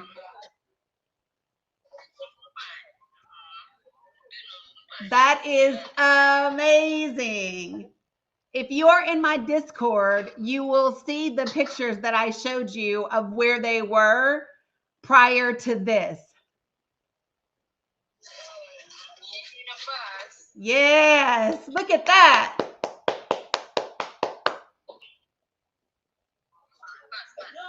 I didn't do it. It was this entire community. I told them about it last night. And I think about 10 or 12 people gave in the last 15 hours and made it possible. Look at that. That makes my heart, my cheeks are hurting because I'm smiling so much.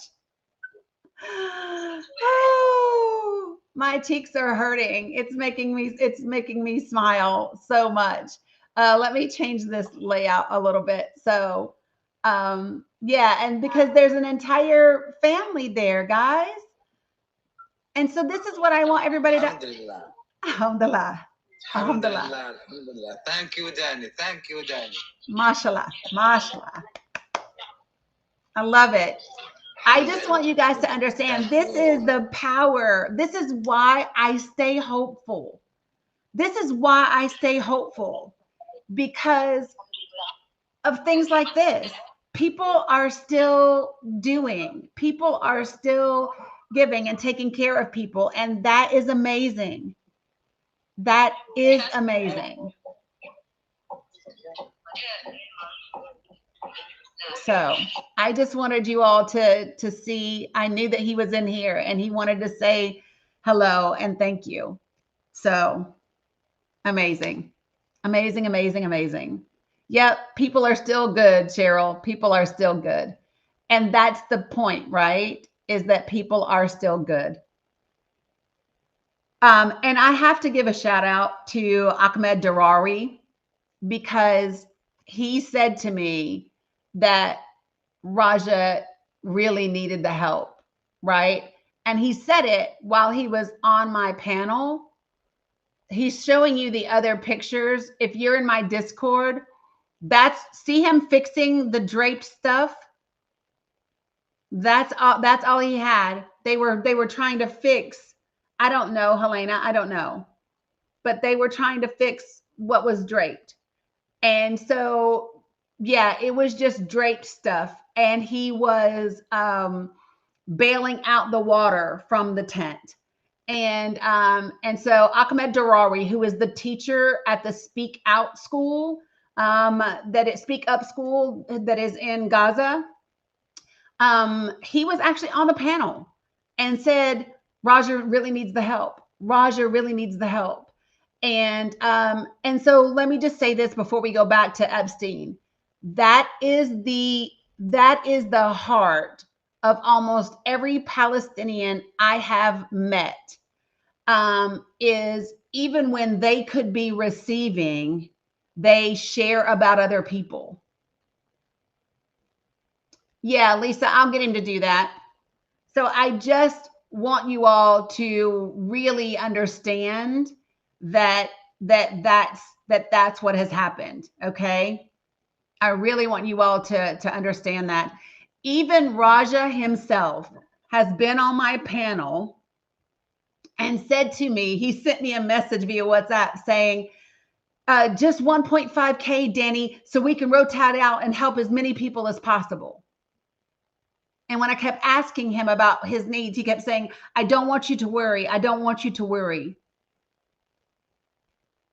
So I just really wanted you all to know that and give him an opportunity to be able to say thank you. Okay. Okay. So if you guys want to do anything, do it now, because I'm going to go ahead and take him back down so we can get back into to the things.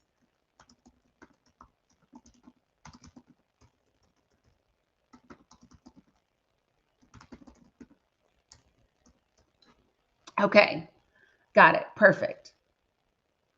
I'll let you guys finish up real quick, whatever you're going to do. Get it all in so I can take him down real quick. But you all made this happen. I just want to be clear. I gave about a week ago, and that helped him start to do some stuff to fix it.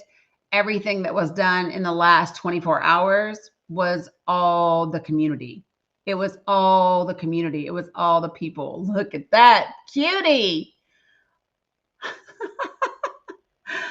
Hi, baby. Hi, Habibi. I love you, Dani. Hi, Habibi. Well, I love you. اعملها بس كده. Bukan hati ni, best friend saya cakap tadi pasal Ustaz. Okay. Ustaz seorang jadi Ustaz juga best friend. Bagus, itu suruh kita. Doing this, I love it. Well, I love you. Well, I love you. I love you. I love you. Inta Galbi, Habibi. انت قلبي. قال انت حبيبي. Love it.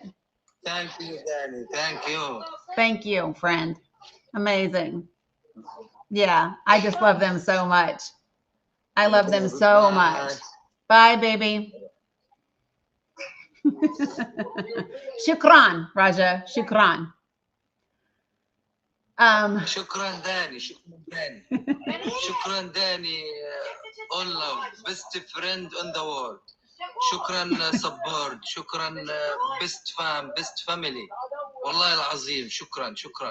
هلا داني. Hello, Raja. Okay.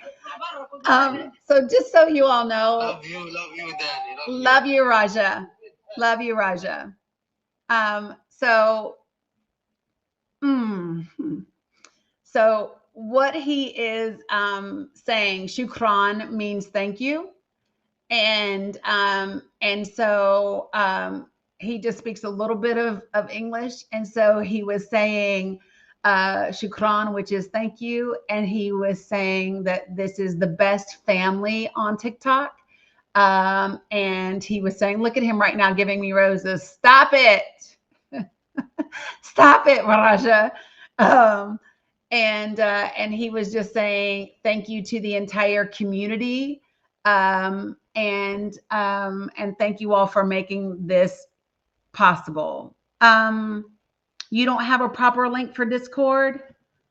Okay. Can you, I'm trying to, can somebody pop over to YouTube for me and put the link to Discord in the chat, please? Can somebody pop over to YouTube for me and put a link for Discord?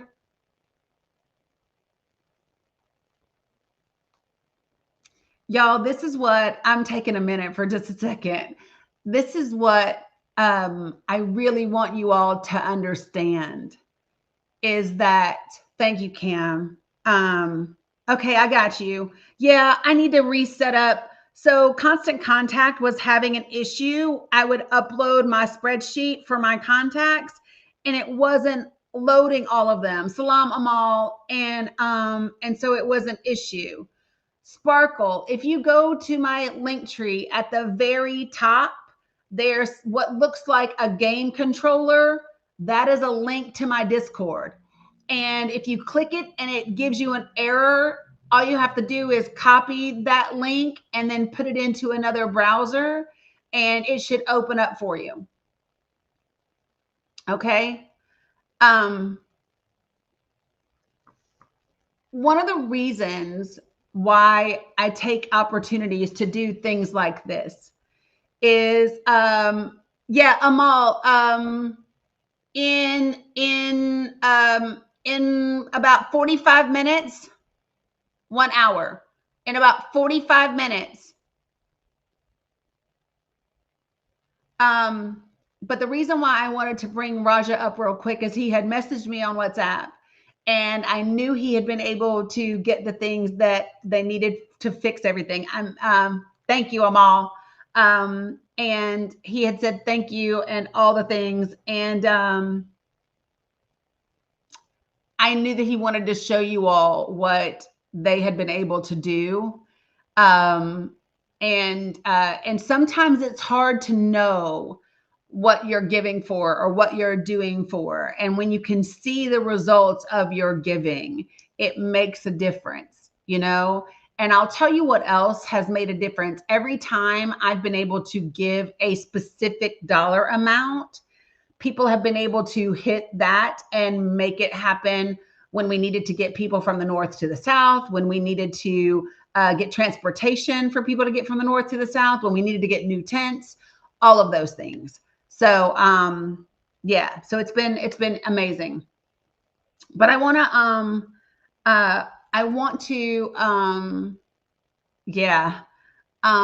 I really want you guys to know that it's a balancing act. It's a balancing act. He is saying that we made him happy and brought joy to their lives. He's still saying, thank you so much. Thank you so much.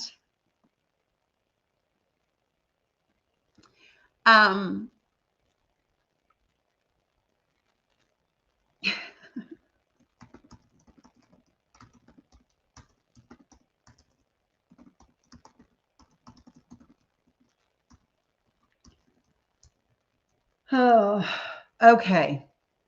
Yeah, you guys are incredible. You can't write in the YouTube chat, Cam. That is very weird. That is very weird. Okay, so I want to go back really quickly, and we'll kind of come back down.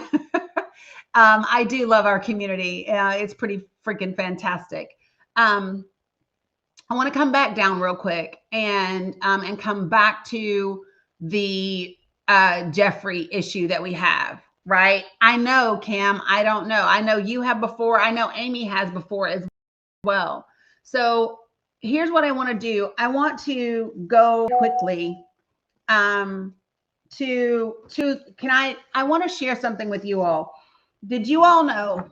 I know that if you were here, thanks, Kat.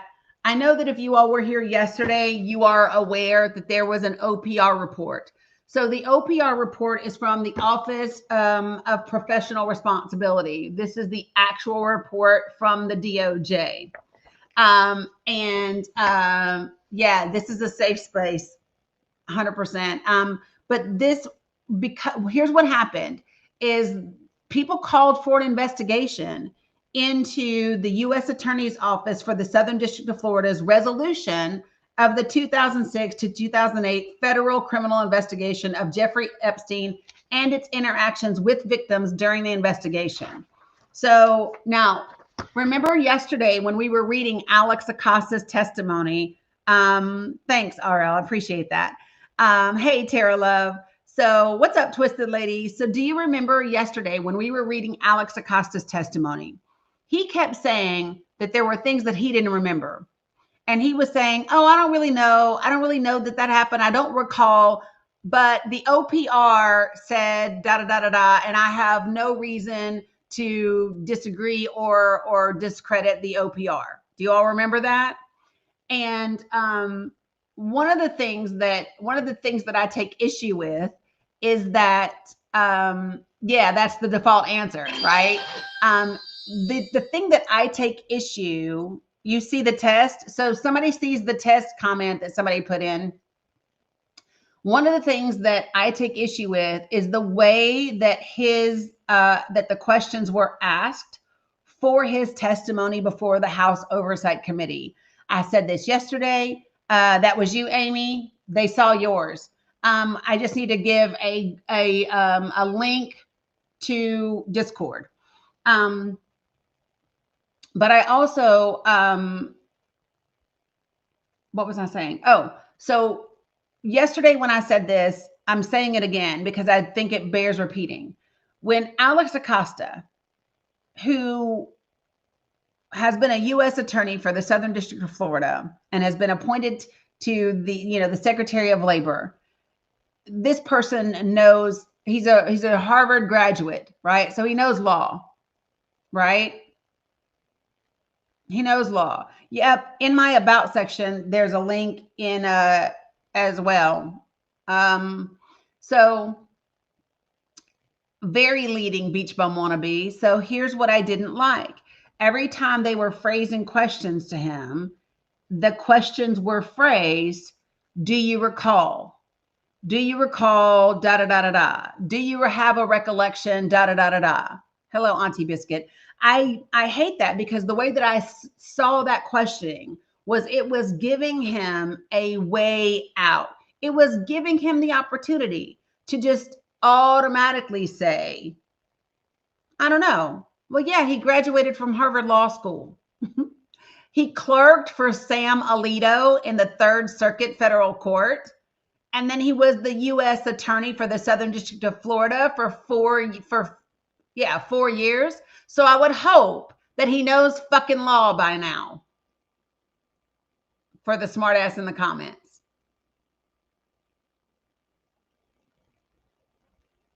Okay. Hope that sums it up. I swear, sometimes I just wonder about y'all. I just wonder about y'all. This person said, went to Harvard. So yeah, he's a liar. I said that already, Dozer. He's a, what part of that did we not understand? Yes, he lied. Doesn't mean he doesn't know the law. He just lied. The point in saying he knows law is saying he could have handled direct questions on this issue. Auntie Biscuit, we're not talking about Ukraine right now. That's the point. It's not posting as a clickable link. They should be able to copy it and post it in a browser, though. Right? He knows he could have handled very direct, straightforward questioning, right? 100%. Oh, well, don't worry about it, Amy.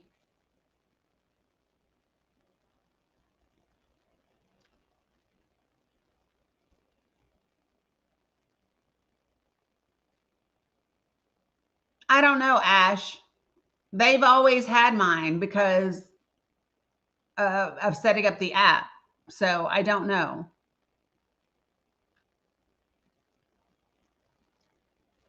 Oh, yeah, there will be.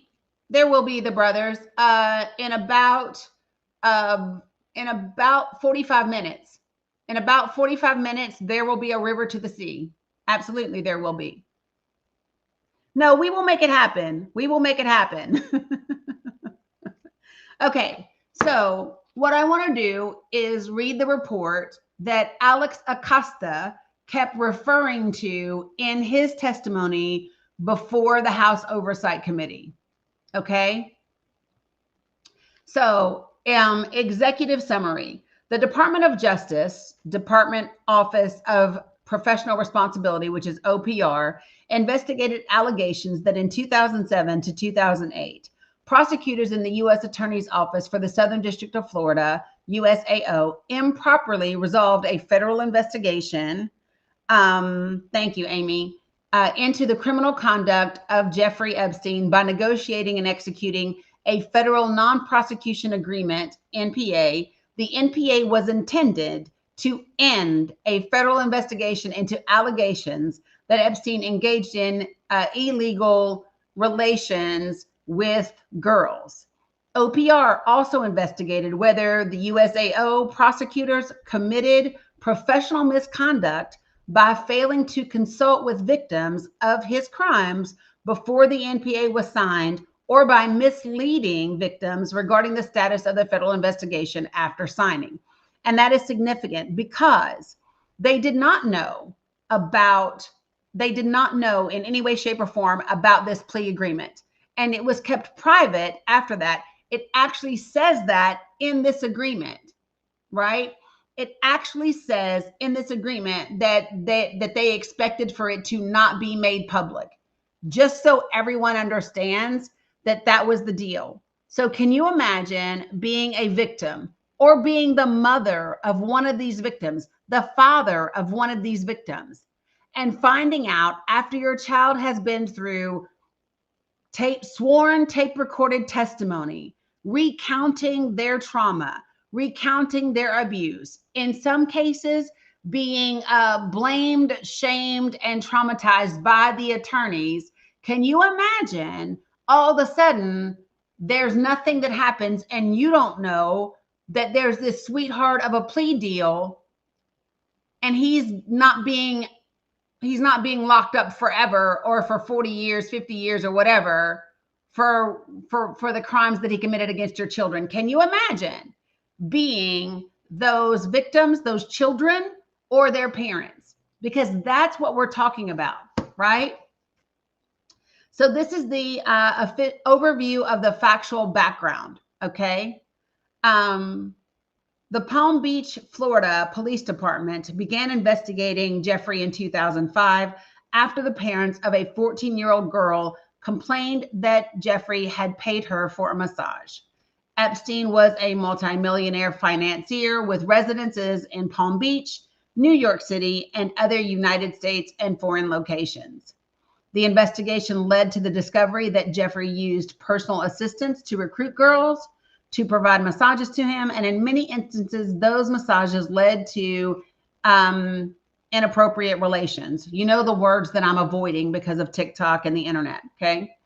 After the Palm Beach Police Department brought the case to the state's attorney's office, a Palm Beach County grand jury indicted Jeffrey on July 19th, 2006 for felony solicitation of paid for relations in violation of the Florida statute. Now, this part's important. However, because the Palm Beach Police Department chief and the lead detective were dissatisfied with the state attorney's handling of the case and believed that the state grand jury's charge did not address the totality of Jeffrey's conduct, they referred the matter to the FBI in West Palm Beach. There's the answer, Blue Honey Pot. We know that FBI office was given the information, even if we don't know about the 1996 one, right? For a possible federal investigation. Now, here's the thing that's really important. And I said this yesterday, and I want to make sure that everybody hears it again. When the police chief sent this to the FBI, and then it went to the AUSA, right? The police chief sent a letter to the Palm Beach County, Florida State's Attorney's Office asking Barry Krischer, who was the state's attorney, right? Is there a reason that you should be disqualified from pursuing this case?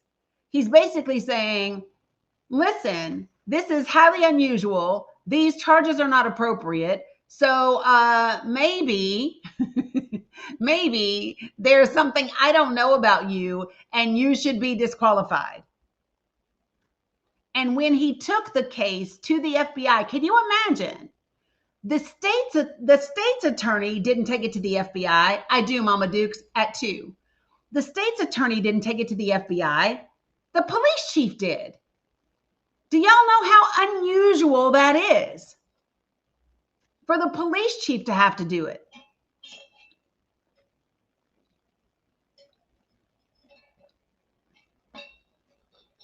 I needed to hydrate. Sorry. The FBI brought the matter to an assistant USA attorney who opened a file with her supervisor's approval and with the knowledge of then U.S. Attorney Alexander Acosta. So that tells me that Alex Acosta knew about this from the very time. I don't think so, Sandy. Alex Acosta knew from the beginning. So when he says he didn't and he has no recollection of it, right? He's kind of full of shit. Yeah, I know it's not showing up as clickable, but it's okay, Sandy. Amy did too. And then Amy typed in where they could all find it. It's actually really astounding to think about how this transpired, right? The fact that it took a police chief going, yeah, this doesn't pass the smell test. I'm going to take this to the FBI myself because this is extraordinary, right? And after you read, I think the question that all of us should have, and in my mind, this is where it starts.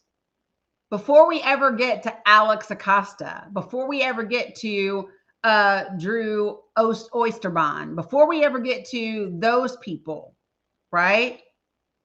I think we go to Barry Krishner. I think we go to Barry Krishner and we go to Lana. Lana is the actual state's attorney that that prosecuted the case. You follow me? And so when I think about that, I want to know what the state's attorney's office knew at that time, because I believe that the state's attorney's office is who ultimately at first began to say, we can't prosecute this case. Because if you remember in the non-prosecutorial agreement, it says 2 things. It's in the best interest of the United States and it's in the best interest of the state of Florida. So what was Jeffrey? What information was Jeffrey giving to the state's attorney's office in Florida? Who was he dealing with in Florida that he was giving information to the Florida state's attorney's office? Because that's what it says, right? It says the best interest of the U.S., which we know what that is. We know that's Russia, that's Israel, that's Mongolia, that's West Africa, that's everywhere in the damn world, apparently. That's the UK, right? That's all the things. But who was he snitching on in Florida? Who was he snitching on in Florida? Because he was snitching on somebody. For them to completely disregard the testimony of all of those minors, of the housemen, right? So let me see. Let me pull this up real quick. Not me pulling that up.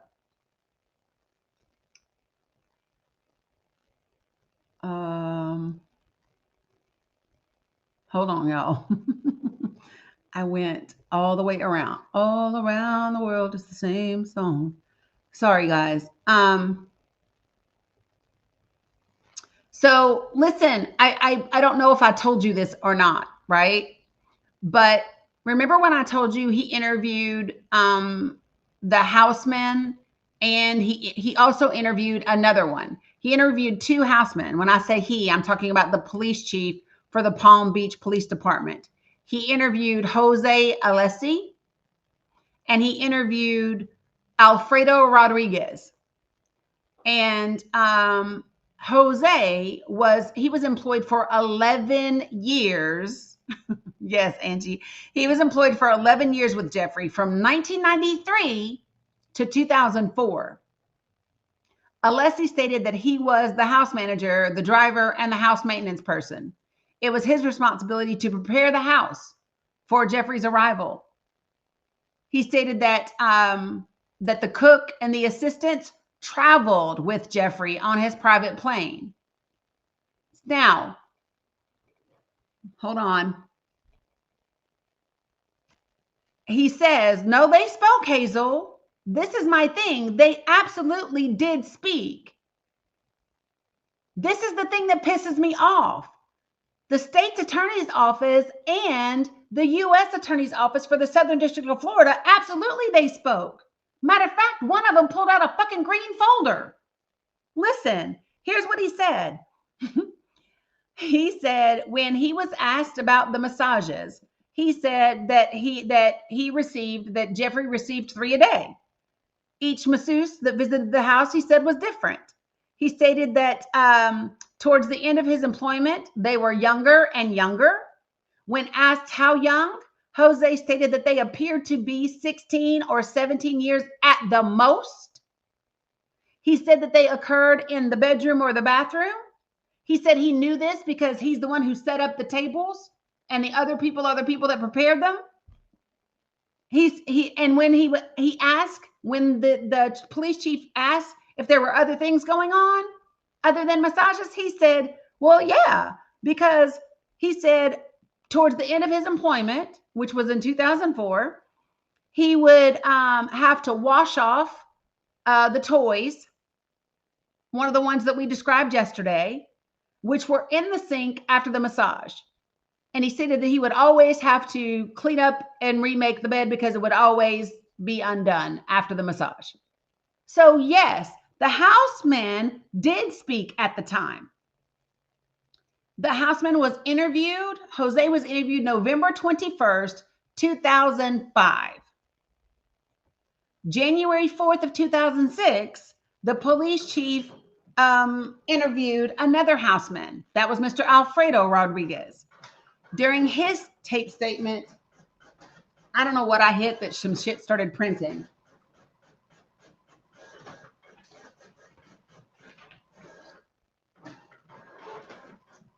Oh, something I tried to print earlier. And let me just also tell you this, okay? If you weren't here for yesterday's live that happened in the evening, I recommend that you go watch them. I'm reading the interviews right now. I'm literally reading the interviews from the probable cause. So listen, if you didn't hear yesterday evening's live, I went live at 4 p.m. Eastern Standard Time. You can rewatch it on YouTube. I would absolutely recommend you go watch it. I will not be reading those things again because they were very triggering. They were very in-depth. They were very graphic.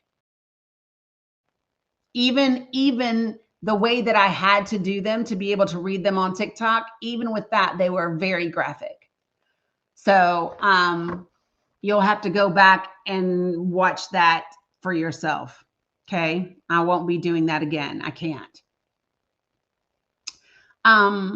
So when Alfredo was interviewed on January 4th, 2006, during a sworn taped statement, Mr. Rodriguez stated that he was employed by Jeffrey for approximately 6 months from December 2004 through May of 2005.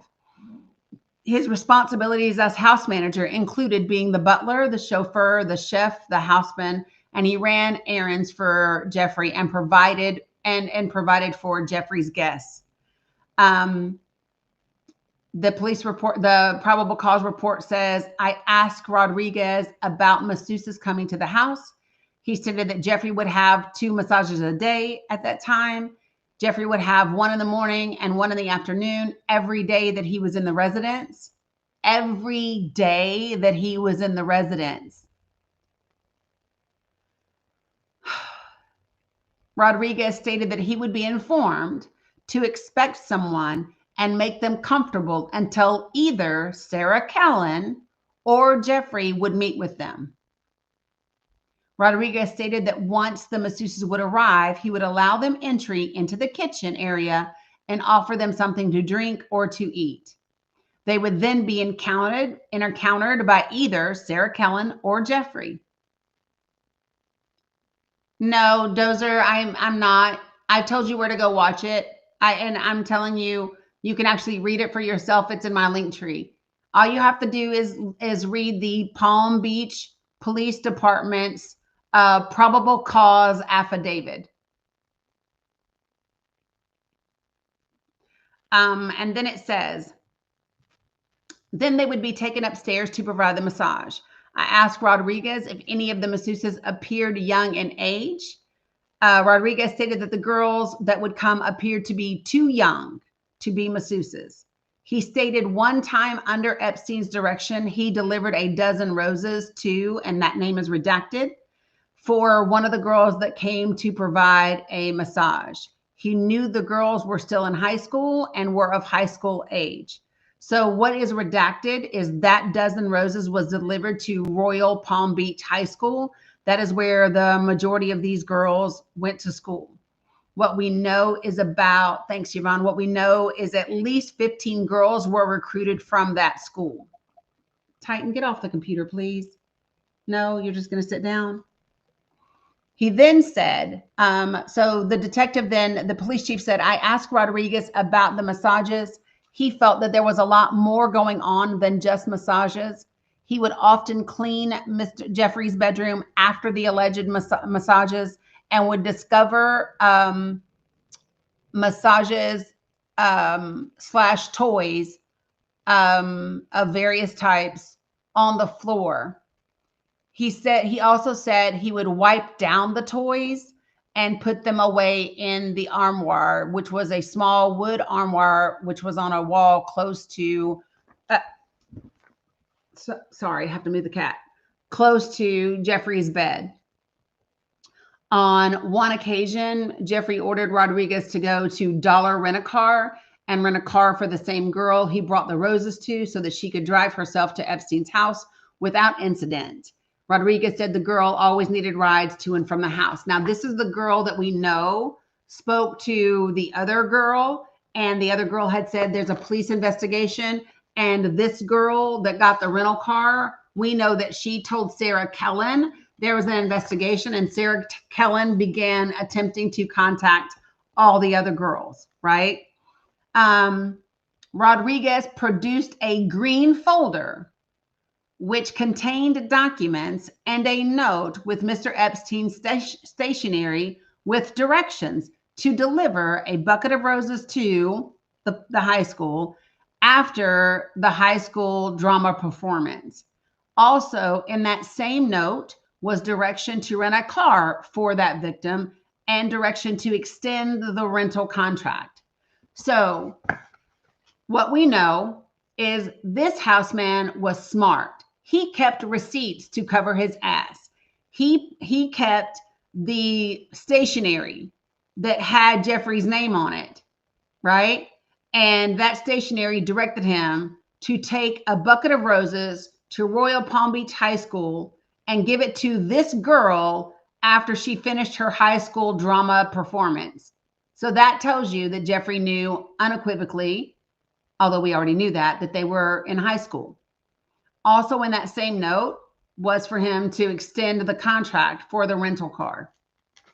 During the course of the investigation, subpoenas were obtained for cell phone and home phone records from several victims and witnesses, along with the cell phone records of Sarah Callan.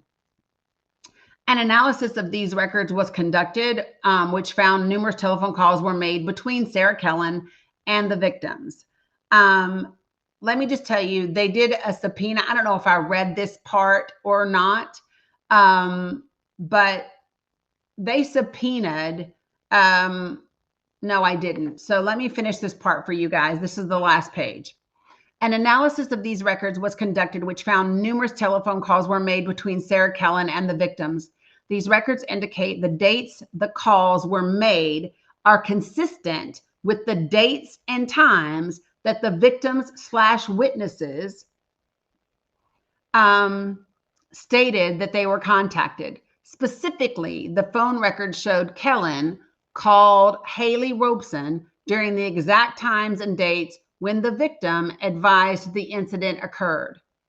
Kellen also coordinated the encounters with, and there's a list of victims' names that are all redacted, during the time frame that the girls said that they occurred. Pursuant to a lawful subpoena, I obtained Epstein's private plane records. Now, do you remember when Alex Acosta said that he didn't have anything indicating travel? Do y'all remember that yesterday? In Alex Acosta's testimony before the House Oversight Committee, he said that at the time, they had no information indicating travel or that other people were involved.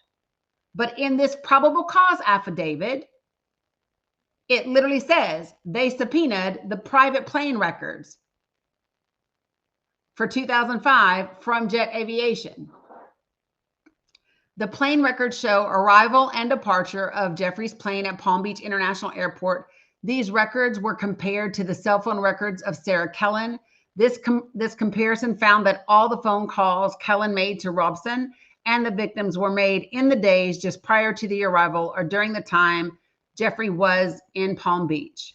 Therefore, as Jeffrey Epstein, who at the time of these incidents was 51 years of age, did have vajayjay relations, whether with his member or other things, who were with minors at the time, there is sufficient probable cause to charge him with 4 counts. And then he lists the 4 counts that were there. And so, and then it is signed by the arresting officer and all of that. So when, I am reading the probable cause sworn affidavit from the Palm Beach Police Department in 2006, May 1st of 2006, that was the reason that Jeff got arrested in 2006. So, and what I was comparing it to is Alex Acosta, his testimony just 3 months ago before the House Oversight Committee where he lied. Yeah, no problem, Desi. All right. So I'm going to finish now with the Office of Professional Responsibility report. Okay. The FBI brought the matter to an assistant U.S. attorney who opened a file with her supervisor's approval and with the knowledge of then U.S. Attorney Alexander Acosta. She worked with 2 FBI case agents to develop a federal case against Epstein. So be clear,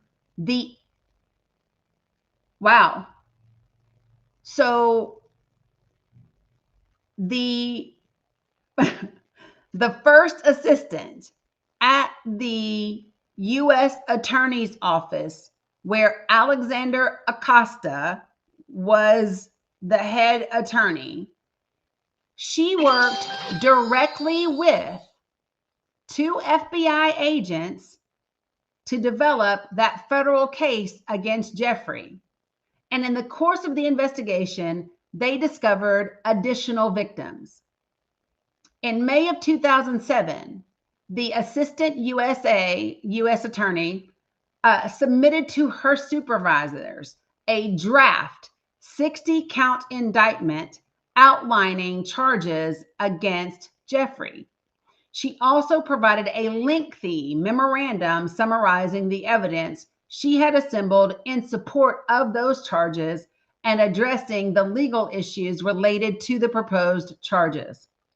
For several weeks following submission of the prosecution memorandum and proposed indictment, the Assistant USA's supervisors reviewed the case to determine how to proceed. At a July 31st, 2007 meeting with Epstein's attorneys,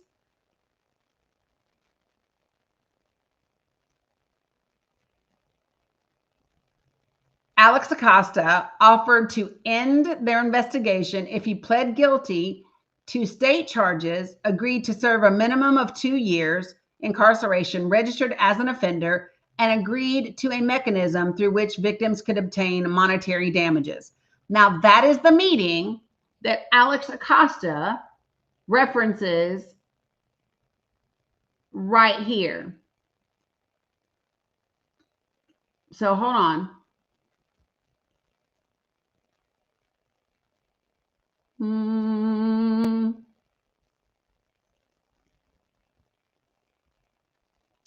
Yeah. So he said, we gave them that meeting. Their theory was that it was a local case, that it wasn't federal. They wanted us to drop the case. He says, at that time, we didn't have evidence that he traveled with any victims. We didn't have evidence that there were other individuals involved. We didn't have evidence that he traveled interstate or internationally with any victims. And so they wanted us to drop it.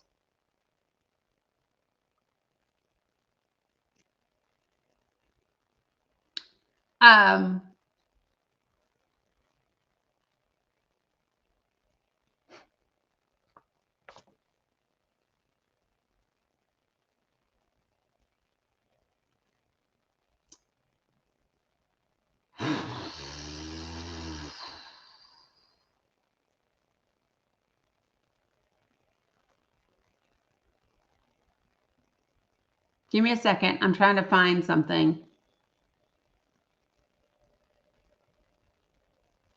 where he says, this is what it is. He said, we told defense counsel that we were proceeding with a requirement of 2 years imprisonment, registration as an offender, and a right for victims to recover monetary damages, also known as restitution.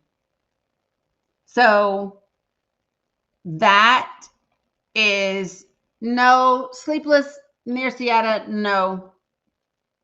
So I just want to be clear about this, you all. He is saying this is what he told them. But what we know about this is that they did have all the evidence because the assistant U.S. attorney was working directly with the FBI and had delivered the draft, because this is what she would do. So listen, the draft memorandum is what she would do. If I'm the assistant attorney, I put together the case. I outline what charges I think it's supposed to be. I give all the evidence to that. I name any issues there might be with any of those charges. And then I present all of that in a draft to the head USA attorney, which is what she did, right? So when she put together that 53-page, 60-count indictment and handed it over to Alex Acosta, right? What they said was, oh, well, we'll be okay with this if you do 2 years, register as an offender, and then give restitution to these victims. And Jeffrey's attorney said, fuck no. And then this is what happens after that.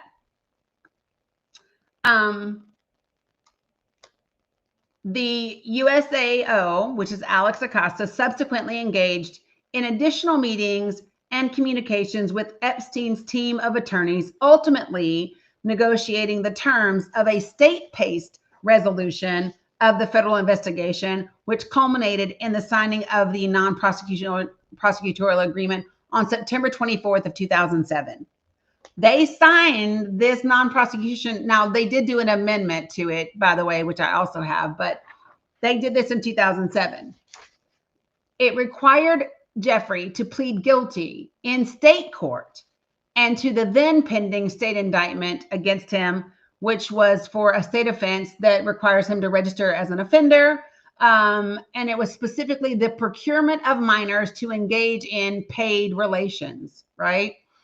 It required him to make a binding recommendation that the state court sentence him to serve 18 months in the county jail, followed by 12 months of community control.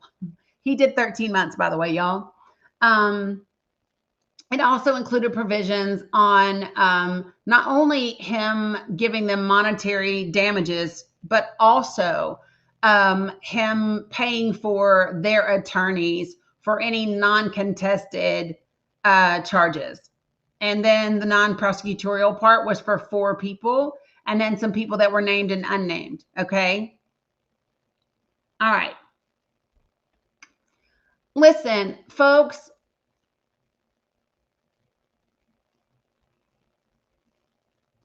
Here's what I don't think is helpful. Since there's not a single person outside of Jeffrey, Trump, Ghislaine, and Putin that knows who the fuck Bubba is, we shouldn't spend our time wondering about it. Bubba is the name for a white powdery substance that goes in your nose, which would make sense if you're blowing it, right? Bubba is the name of Ghislaine's horse. Bubba is Bill's nickname, right? But since we don't know who the fuck Bubba is, Jeffrey would know, but he ain't with us. Ghislaine ain't talking, and Putin ain't talking, and we know Trump ain't talking. You are literally wasting your time making suggestions or even wondering what it is. There are just better uses of our time and energy.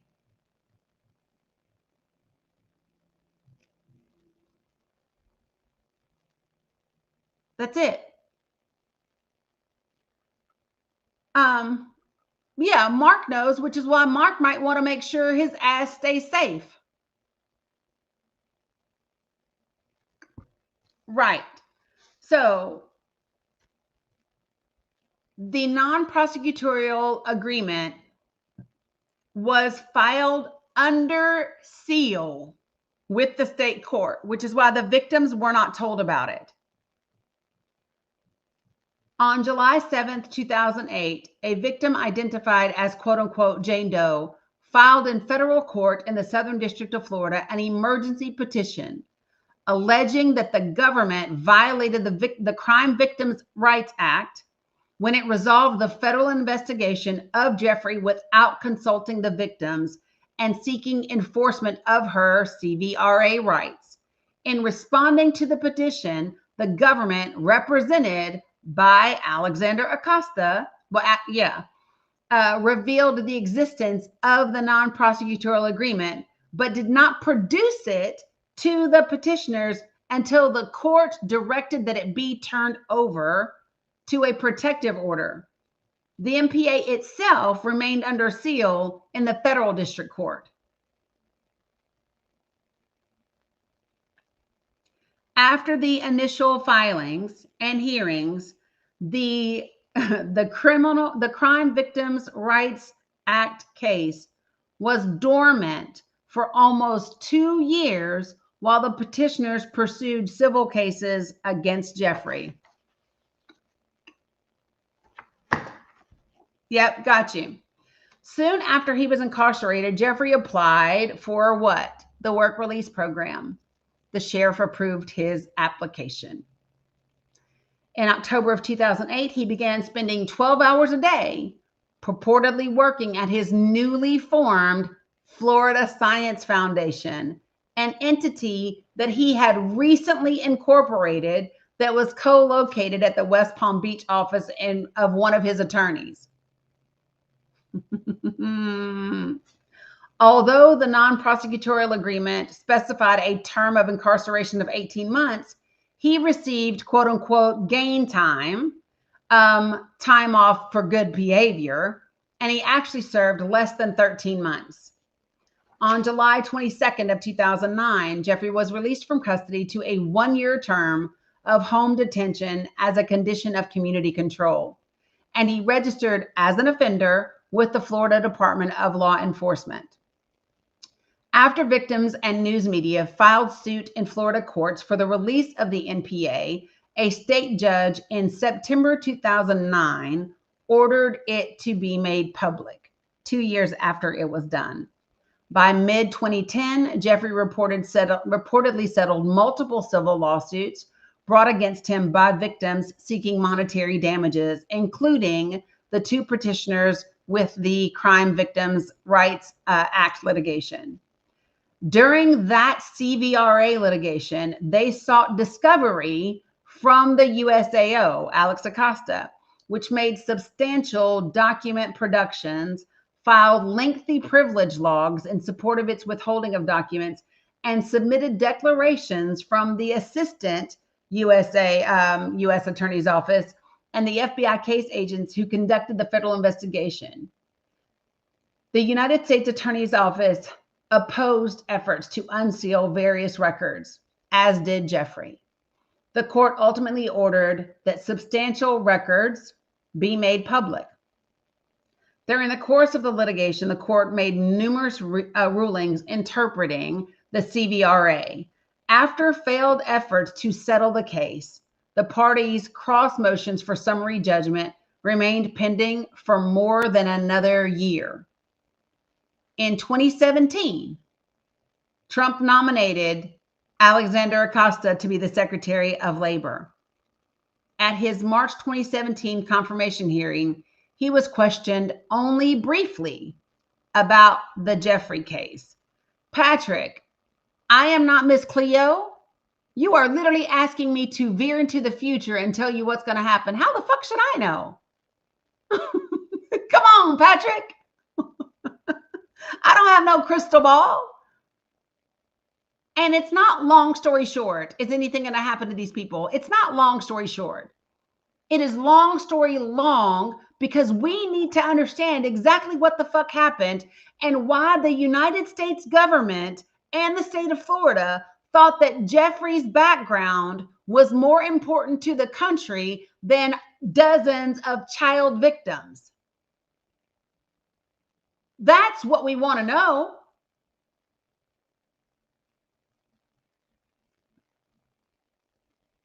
It wasn't just Russia. I needed to be clear, you guys. It wasn't just Russia.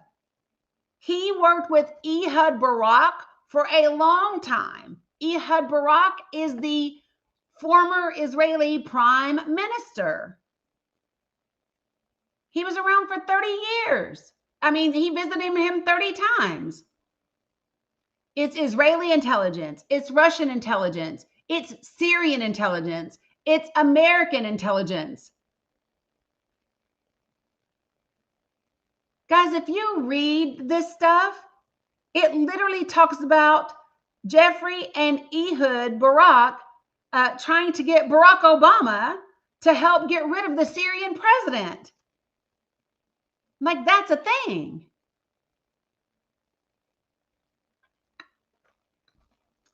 But that was, I'm just saying.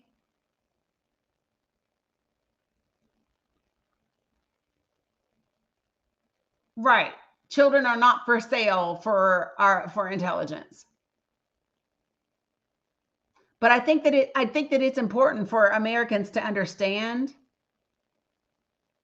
that they don't consider your children to be valuable.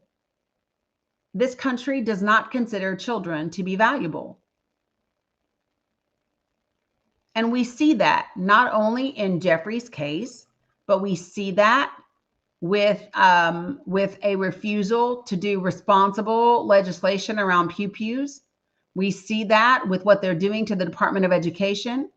We see that when they want to withhold SNAP benefits and not feed babies. We see that all over the place. It is important that American citizens understand that this country, its government, let me say that, its government does not give a shit about your children. They want you to have them so we can populate the country. but they absolutely have zero interest in making sure that they are protected, that they are safe, that they are cared for, that they become incredible parts of the future. They want them for the labor of this country. They want them for the labor of this country. Period.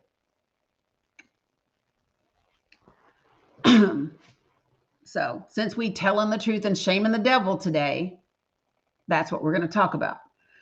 On April 17th, 2017, Alexander Acosta was confirmed as the Labor Secretary.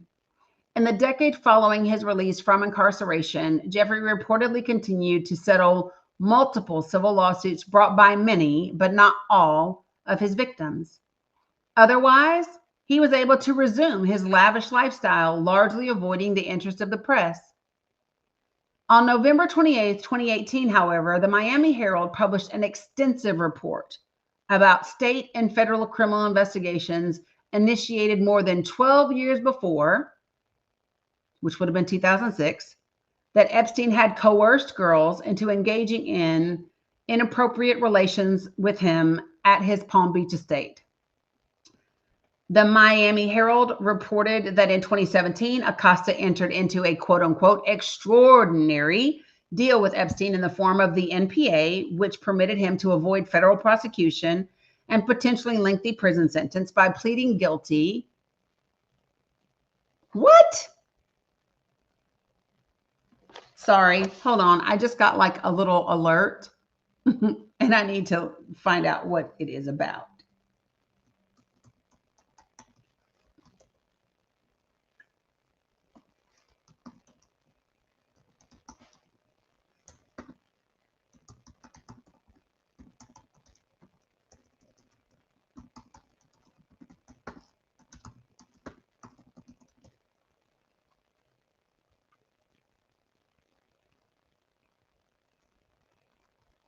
Okay. Yeah, that's just somebody talking shit.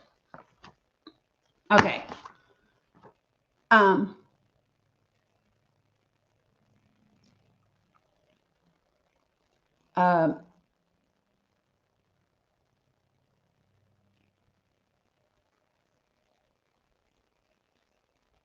Yeah, Jesse, I absolutely type hella fast. Hella fast. So just so you all know, somebody reported the live for misinformation. TikTok just sent a thing and I appealed, but just to let you know, if I were guessing, it's probably Dozier, but you know, whatever. All right, so here we go. Yes, Sandy, I got you. Oh, hold on. It doesn't matter to me who it was. I don't care. I'm literally reading a government report. So I'm not worried about it. Yeah, I'm literally reading the Department of Justice report. So I don't care. So through its reporting, that Miami Herald reporting, it just happened, Sandy. So I don't know yet. It literally just happened.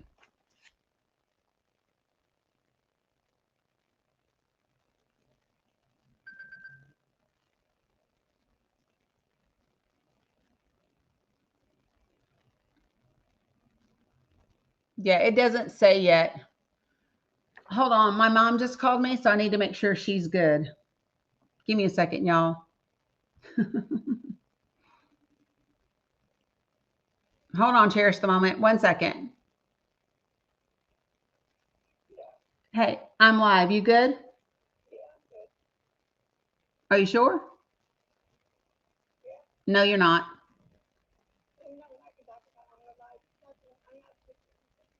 Text me. No, it's not textable. They can't hear you.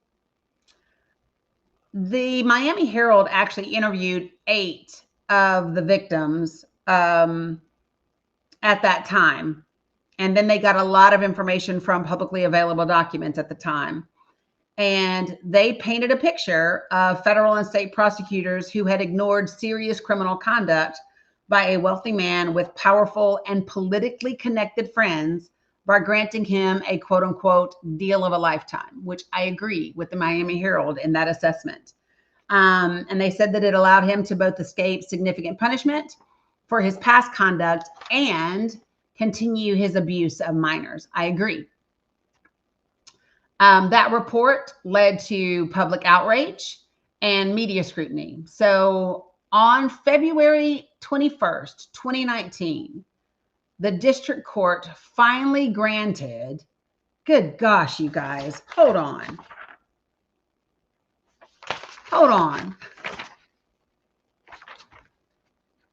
When did they file the criminal rights case? July 7th, 2008 is when they filed the lawsuit for the Criminal Victims' Rights Act. 2008. It was granted, listen, February 21st, 2019. 11 years later. Yeah, Cherish, he did. 11 years. And he granted it for a partial summary judgment, ruling that the government did violate the Crime Victims' Rights Act in failing to advise them about its intention to enter into the non-prosecutorial agreement. It also found that letters the government sent to victims after it was signed described the investigation as ongoing, misled the victims to believe that federal prosecution was still a possibility. So they lied to the victims afterwards. They lied to the victims afterwards. How about that? And indicated that there was still an investigation going on. You got questions, Randy? What you got?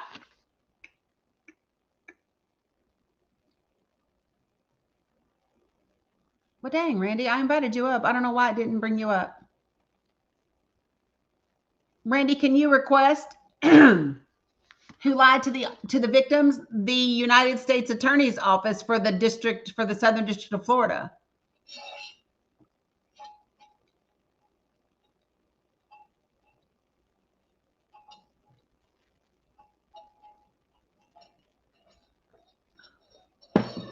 Yeah, they sent a letter to the victims that misled them into believing that there was still the possibility of a federal prosecution and that a federal investigation was ongoing. Acosta.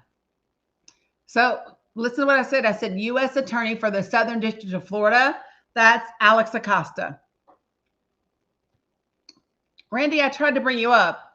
You'll have to request. All right. So let me finish. So listen to this. The indictment alleged. So then on July, hold on.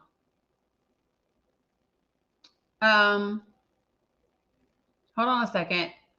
The court also highlighted the inequity of their failure to communicate with the victims while at the same time engaging in lengthy negotiations with Epstein's counsel and assuring the defense that the non-prosecutorial agreement would not be, quote unquote, made public or filed with the court.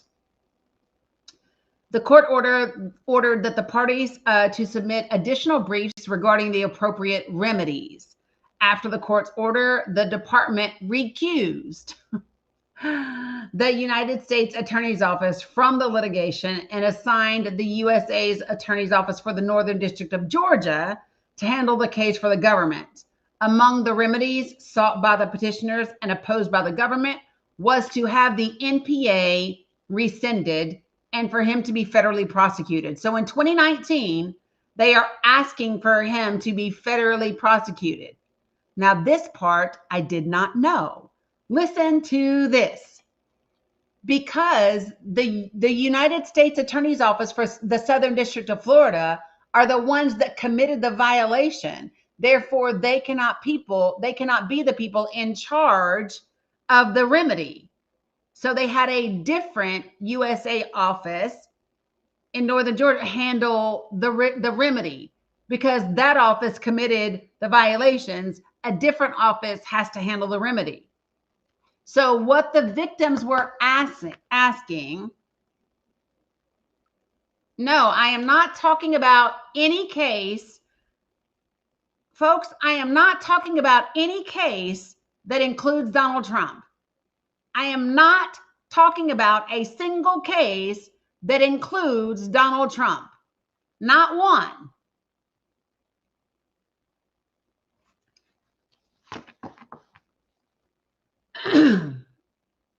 So what the victims were asking for, Nini, I don't think so. So listen, here's what the victims were asking for. The victims said, listen, you violated our rights as victims. You didn't tell us you were negotiating with them.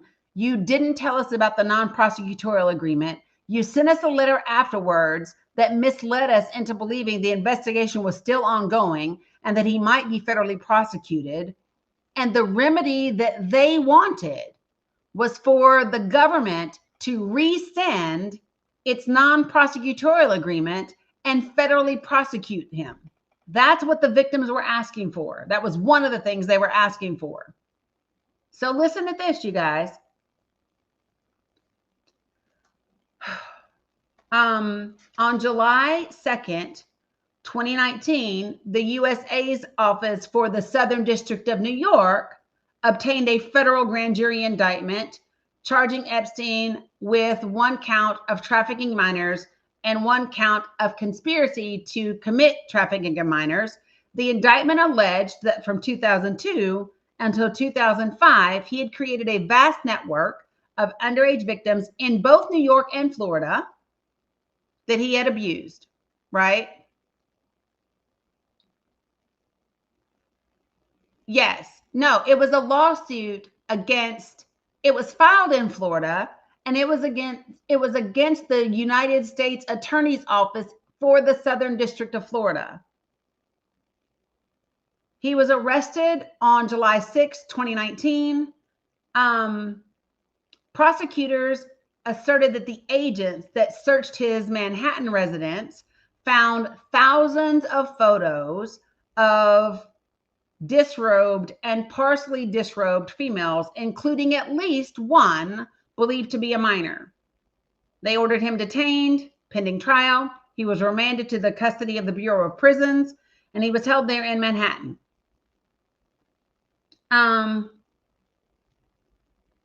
Acosta is trying to make himself out to be this amazing person because he said, quote, that the Palm Beach State's Attorney's Office was ready to allow Epstein to walk free with no jail time, nothing. So his argument is that his 18 months was better than what they were going to get anyway.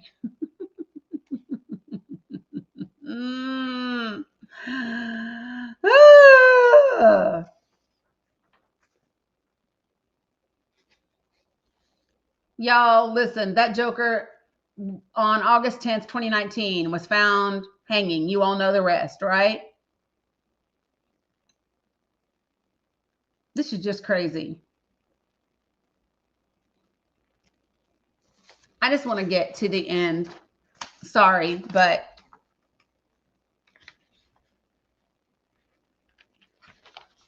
I don't know what you mean by sue the state of Florida. No. They already, no, it wasn't, no, because the state's attorney's office passed it. I mean, sue them for choosing not to prosecute a case. I don't think so, because they were involved in the USA, in the U.S. Attorney's Office negotiations.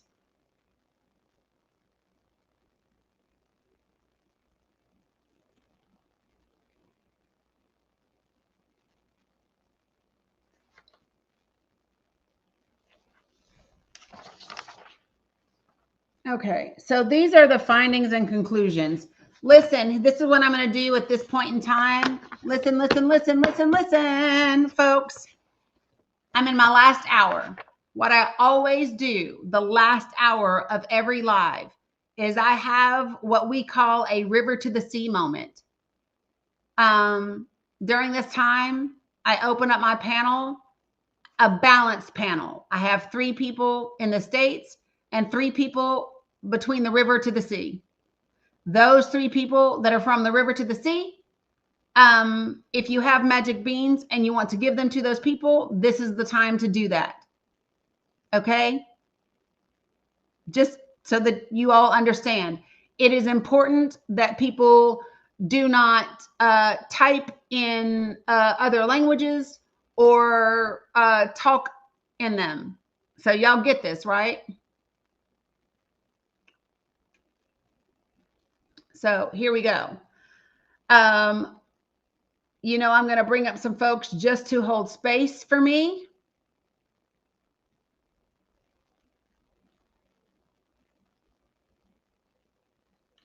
Who are the people in the picture? That's Jeffrey, that's Dani, that's Alex Acosta, that's George W. Bush, who appointed Alex Acosta, who gave the sweetheart deal to Jeffrey. That is Putin, that's Bannon, and that's Ehud Barak, who is the former prime minister for Israel that did a lot of work with Jeffrey.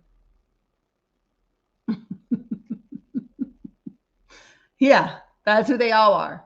All right, let me take a look at what I got. Gosh, Cam, I'm going to do the first ones, and then if you can just check the spreadsheet to see the other people that have been verified, that would be great. Sounds good. Thanks, sis. I added a few to the spreadsheet that I saw in the request, and I know that Kat has already verified them just since we've been on the live already. It's acting funky with me again, where I'm trying to add people and it's not letting me. I need Ahmed Darari. That was the first one that I chose, and instead it skipped him. I'll just go ahead and do one more USA person. So it'll be the top 3 boxes.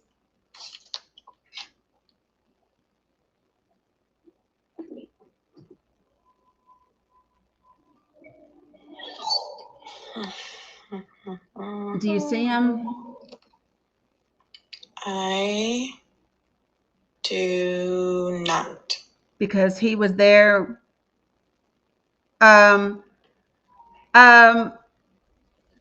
Lynette, I don't think so. He needs to come back. Let me message him real quick.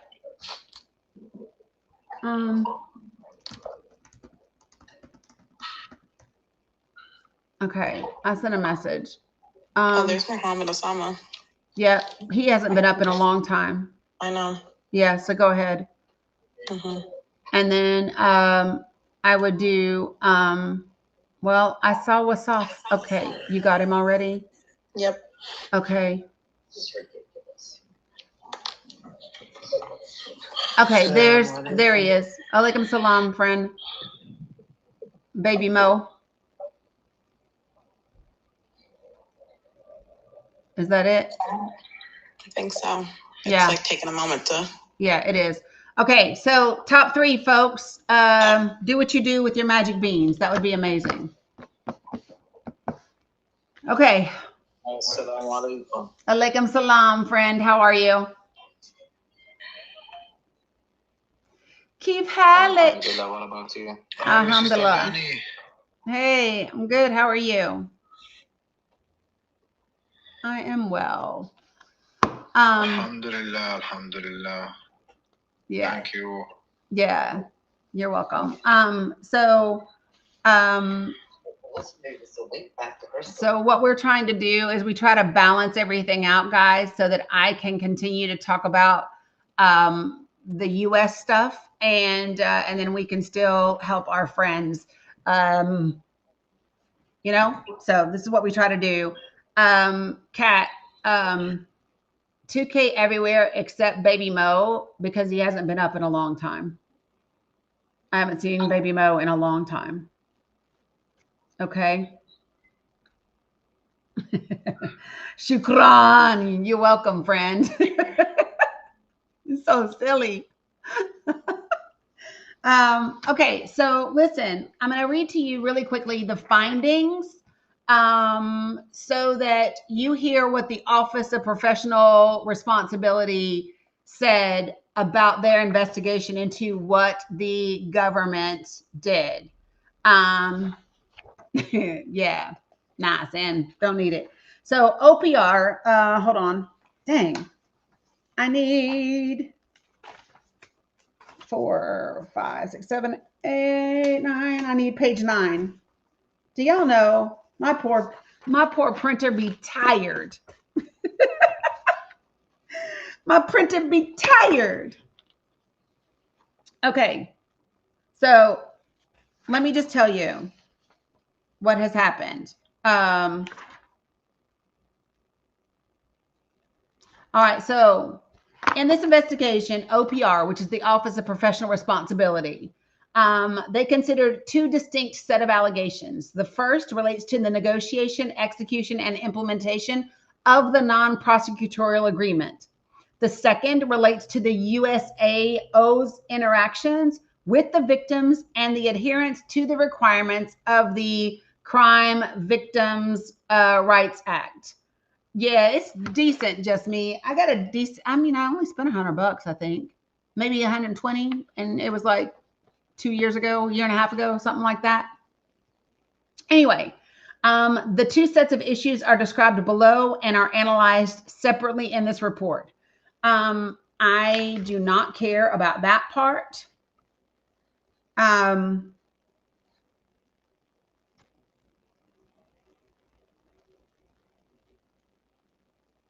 Hold on, let me see. So here, we're going to go straight to findings and conclusions. Are you ready? So these are the findings and conclusions. OPR evaluated the conduct of each subject and considered his or her individual role in various decisions and events. Acosta, however, made the pivotal decision to resolve the federal investigation of Epstein through a state-based plea and either developed or approved the terms of the initial offer to the defense that set the beginning point for the subsequent negotiations that led to the non-prosecutorial agreement. So what does that mean? Hey, Dimples, I haven't seen you in a minute. You disappeared. But anyway, okay, so listen, remember when I keep saying, and I don't know why no one else is like attacking it from this perspective, but for me, what's up, Petal? For me, with all of these documents that could be released, the one thing that I think that, to me, there's 2 things that need to come out of these documents, and see if you all agree with me. I think the first thing that needs to come out are the other co-conspirators and perpetrators involved in the entire network. Anyone that was given a girl, anyone that set appointments for girls, anyone who recruited girls.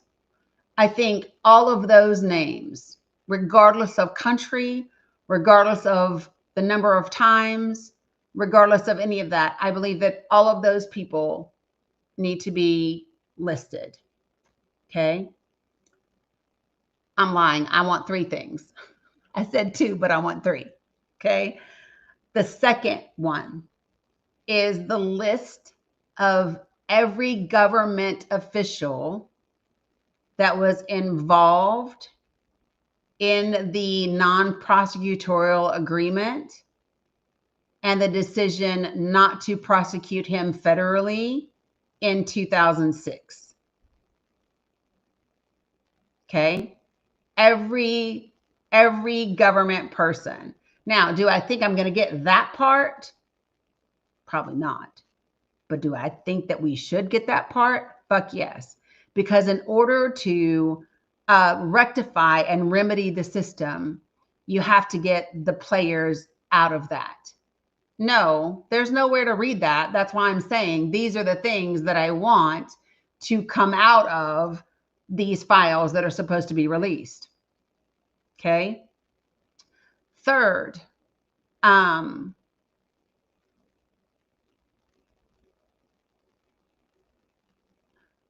well, Dozer, I don't just mean give me a list of names. What I mean are the names and the documents that show the role that they played. So whatever meetings took place, whatever meeting notes exist, whatever emails exist, right? Because there is a way to do that without jeopardizing national security and international security. There's a way to do that. Like real talk, people, there is a way to do that. Just saying.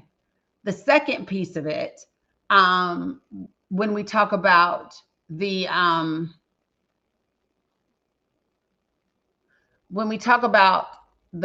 people, right, that were part of it, that whichever role they played, whether they were government or whether they were co-conspirators, right, whichever way, that information needs to come out. And then decisions have to be made. And I think that it should be a special prosecutor that does it. Hi, Jack Smith, come back to work. Just saying. Hi, Jack Smith, come back to work. I do believe it should be a special prosecutor assigned to determine who gets prosecuted and who doesn't. Right? Because here's what we know. We know that some of the people that recruited were children themselves when they recruited. We know that some of them recruited, but they were acquired when they were children, like Nadia. And then you have to decide, you have to work, you have to resolve how much liability she has for the things that she did when she was 18 and 19, when we know for a fact she was purchased at the age of 15. You know what I'm saying? And that's something for a special prosecutor to determine. Someone who doesn't have ulterior motives. Right? So I think those are the two things. Oh my gosh, what was my third one? Because no, a victim was 14. She was not a recruiter at 14. No. And that's the difference. There were people that became victims at 14. There are others that became recruiters at 16 and 17. There's a difference between those two things.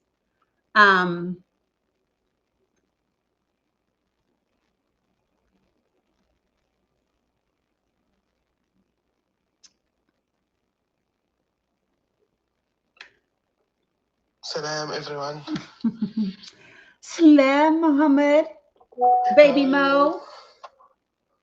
Don't say Baby Mo, please. We agreed. I was the only person that could say Baby Mo. Okay. Okay.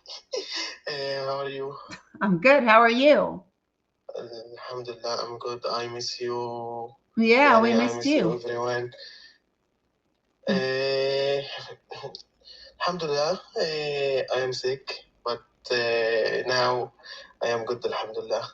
Okay. Good to see you, everyone. Good to see you. We missed somebody. Okay.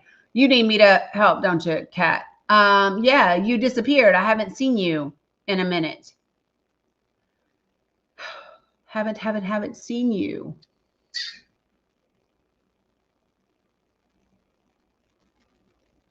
Oh, I wondered what happened. Thank you. شكرا. كيف حالك؟ Alhamdulillah. كيف حالك؟ الحمد لله بارك الله فيك جزاك الله خيرا. Now you know you lost me after. Thank you. You're welcome. Listen, Listen, when they go like way too far, I'd be like, okay, listen, you lost me after like the first little bit. Okay, so you guys, the first box dropped because of internet issues. So if we could help out there, that would be fantastic as well. And the second box. So the second box, he is a like first responder type. Wasef, you're back up. Wasef, you're back up. And the second box, he is a first responder. His son was also. Yes, thank you, Sister Dani. Yeah, you're welcome. His son was also a first responder, and his son was martyred over the course of the last 2 years.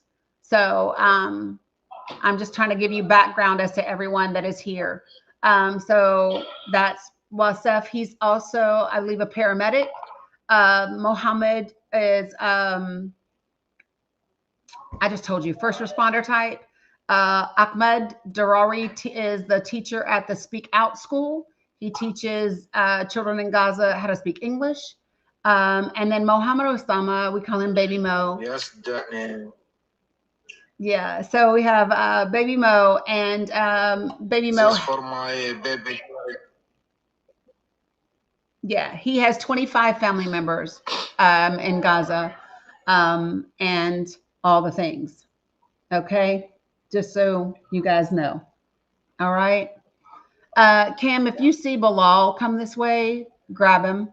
Also, Amal talks. If she comes back, I want to make sure I get her up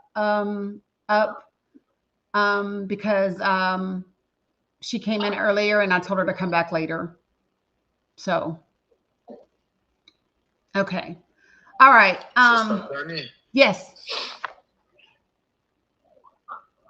Hello, Raja. You want to see my new Giga bear? Sure.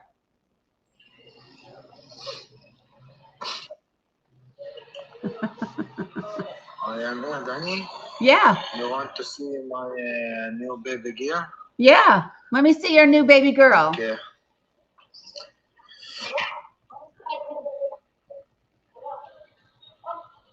She beautiful like you. Oh my gosh. Wait.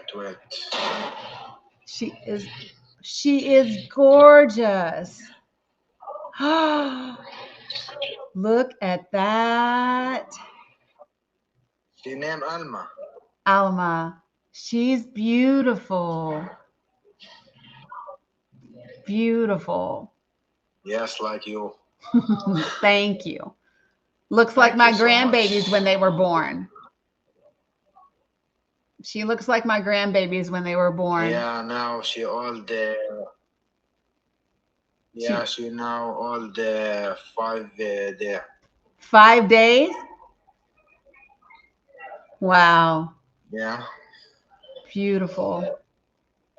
Beautiful. Thank you for sharing. She's gorgeous. Gorgeous. Salam Dani. How are you?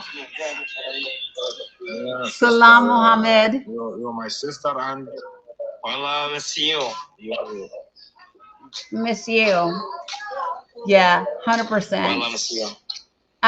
So folks, I want to just kind of let you know. So there are 5 boxes right now that our friends are from the river to the sea.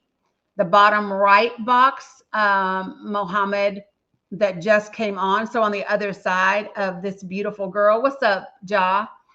Mohammed Osama has a little boy named Osama who is gorgeous.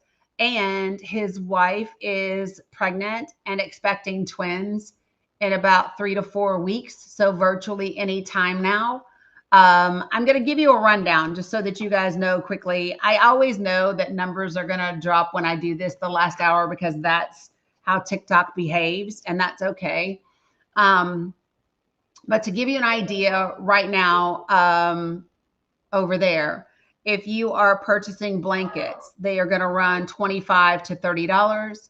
If you are purchasing clothing, whether it's a top or whether it's a pair of pants. That is going to be $25 to $35 each. Clothes for little people tend to run more. Okay, so our kids and especially infants, alaikum salam abood, they are 35, sometimes $40 for an outfit for them.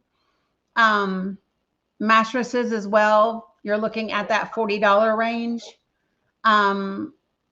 So just so that you guys get an idea of what it's like. It's been a while since I've gotten updated grocery prices, but I will get some updated ones. Appreciate you, Ada, and let you know. So if I were going to, Dani, yes, انتي قلبي داني, انتي قلبي والله. into Gelby. So into Gelby is you have my heart. I have met Mohammed Osama's little boy, his brother, his sister, his wife, and his mother. I have met all of them. And they are gorgeous and beautiful and sweet and kind. Just so you all, I'm just sharing so that you get an idea. For the people that I know firsthand. So the box beside Ahmed Darari, thank you, Ada, is Mohammed. The picture that you see is actually of his son. His son was also a service person, a first responder type, and his son was martyred over the last 2 years in the midst of the G side. Okay. And then I don't know where. Oh, yeah. Okay. You got it. So Wasef has the new baby. Mohammed has a couple of babies on the way. And, oh, Titan. My cat is up here. Oh, stop it. He's changing the settings on my computer. Sorry. I had to get him real quick. Yeah, Mark. Yeah, agreed, Jody. Mark knows. Yeah.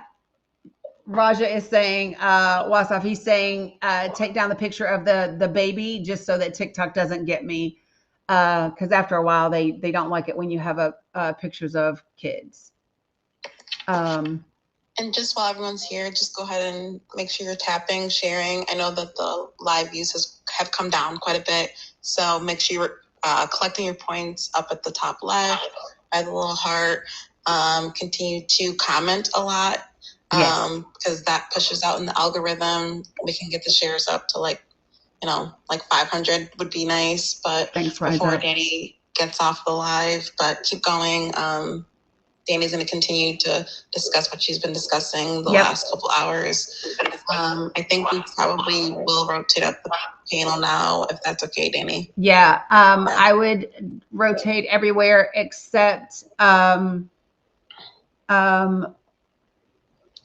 so this other Mohammed, if it could get to 2K, and then our very first Mohammed ever, if we can keep him just because we got a pregnant mama and twins coming.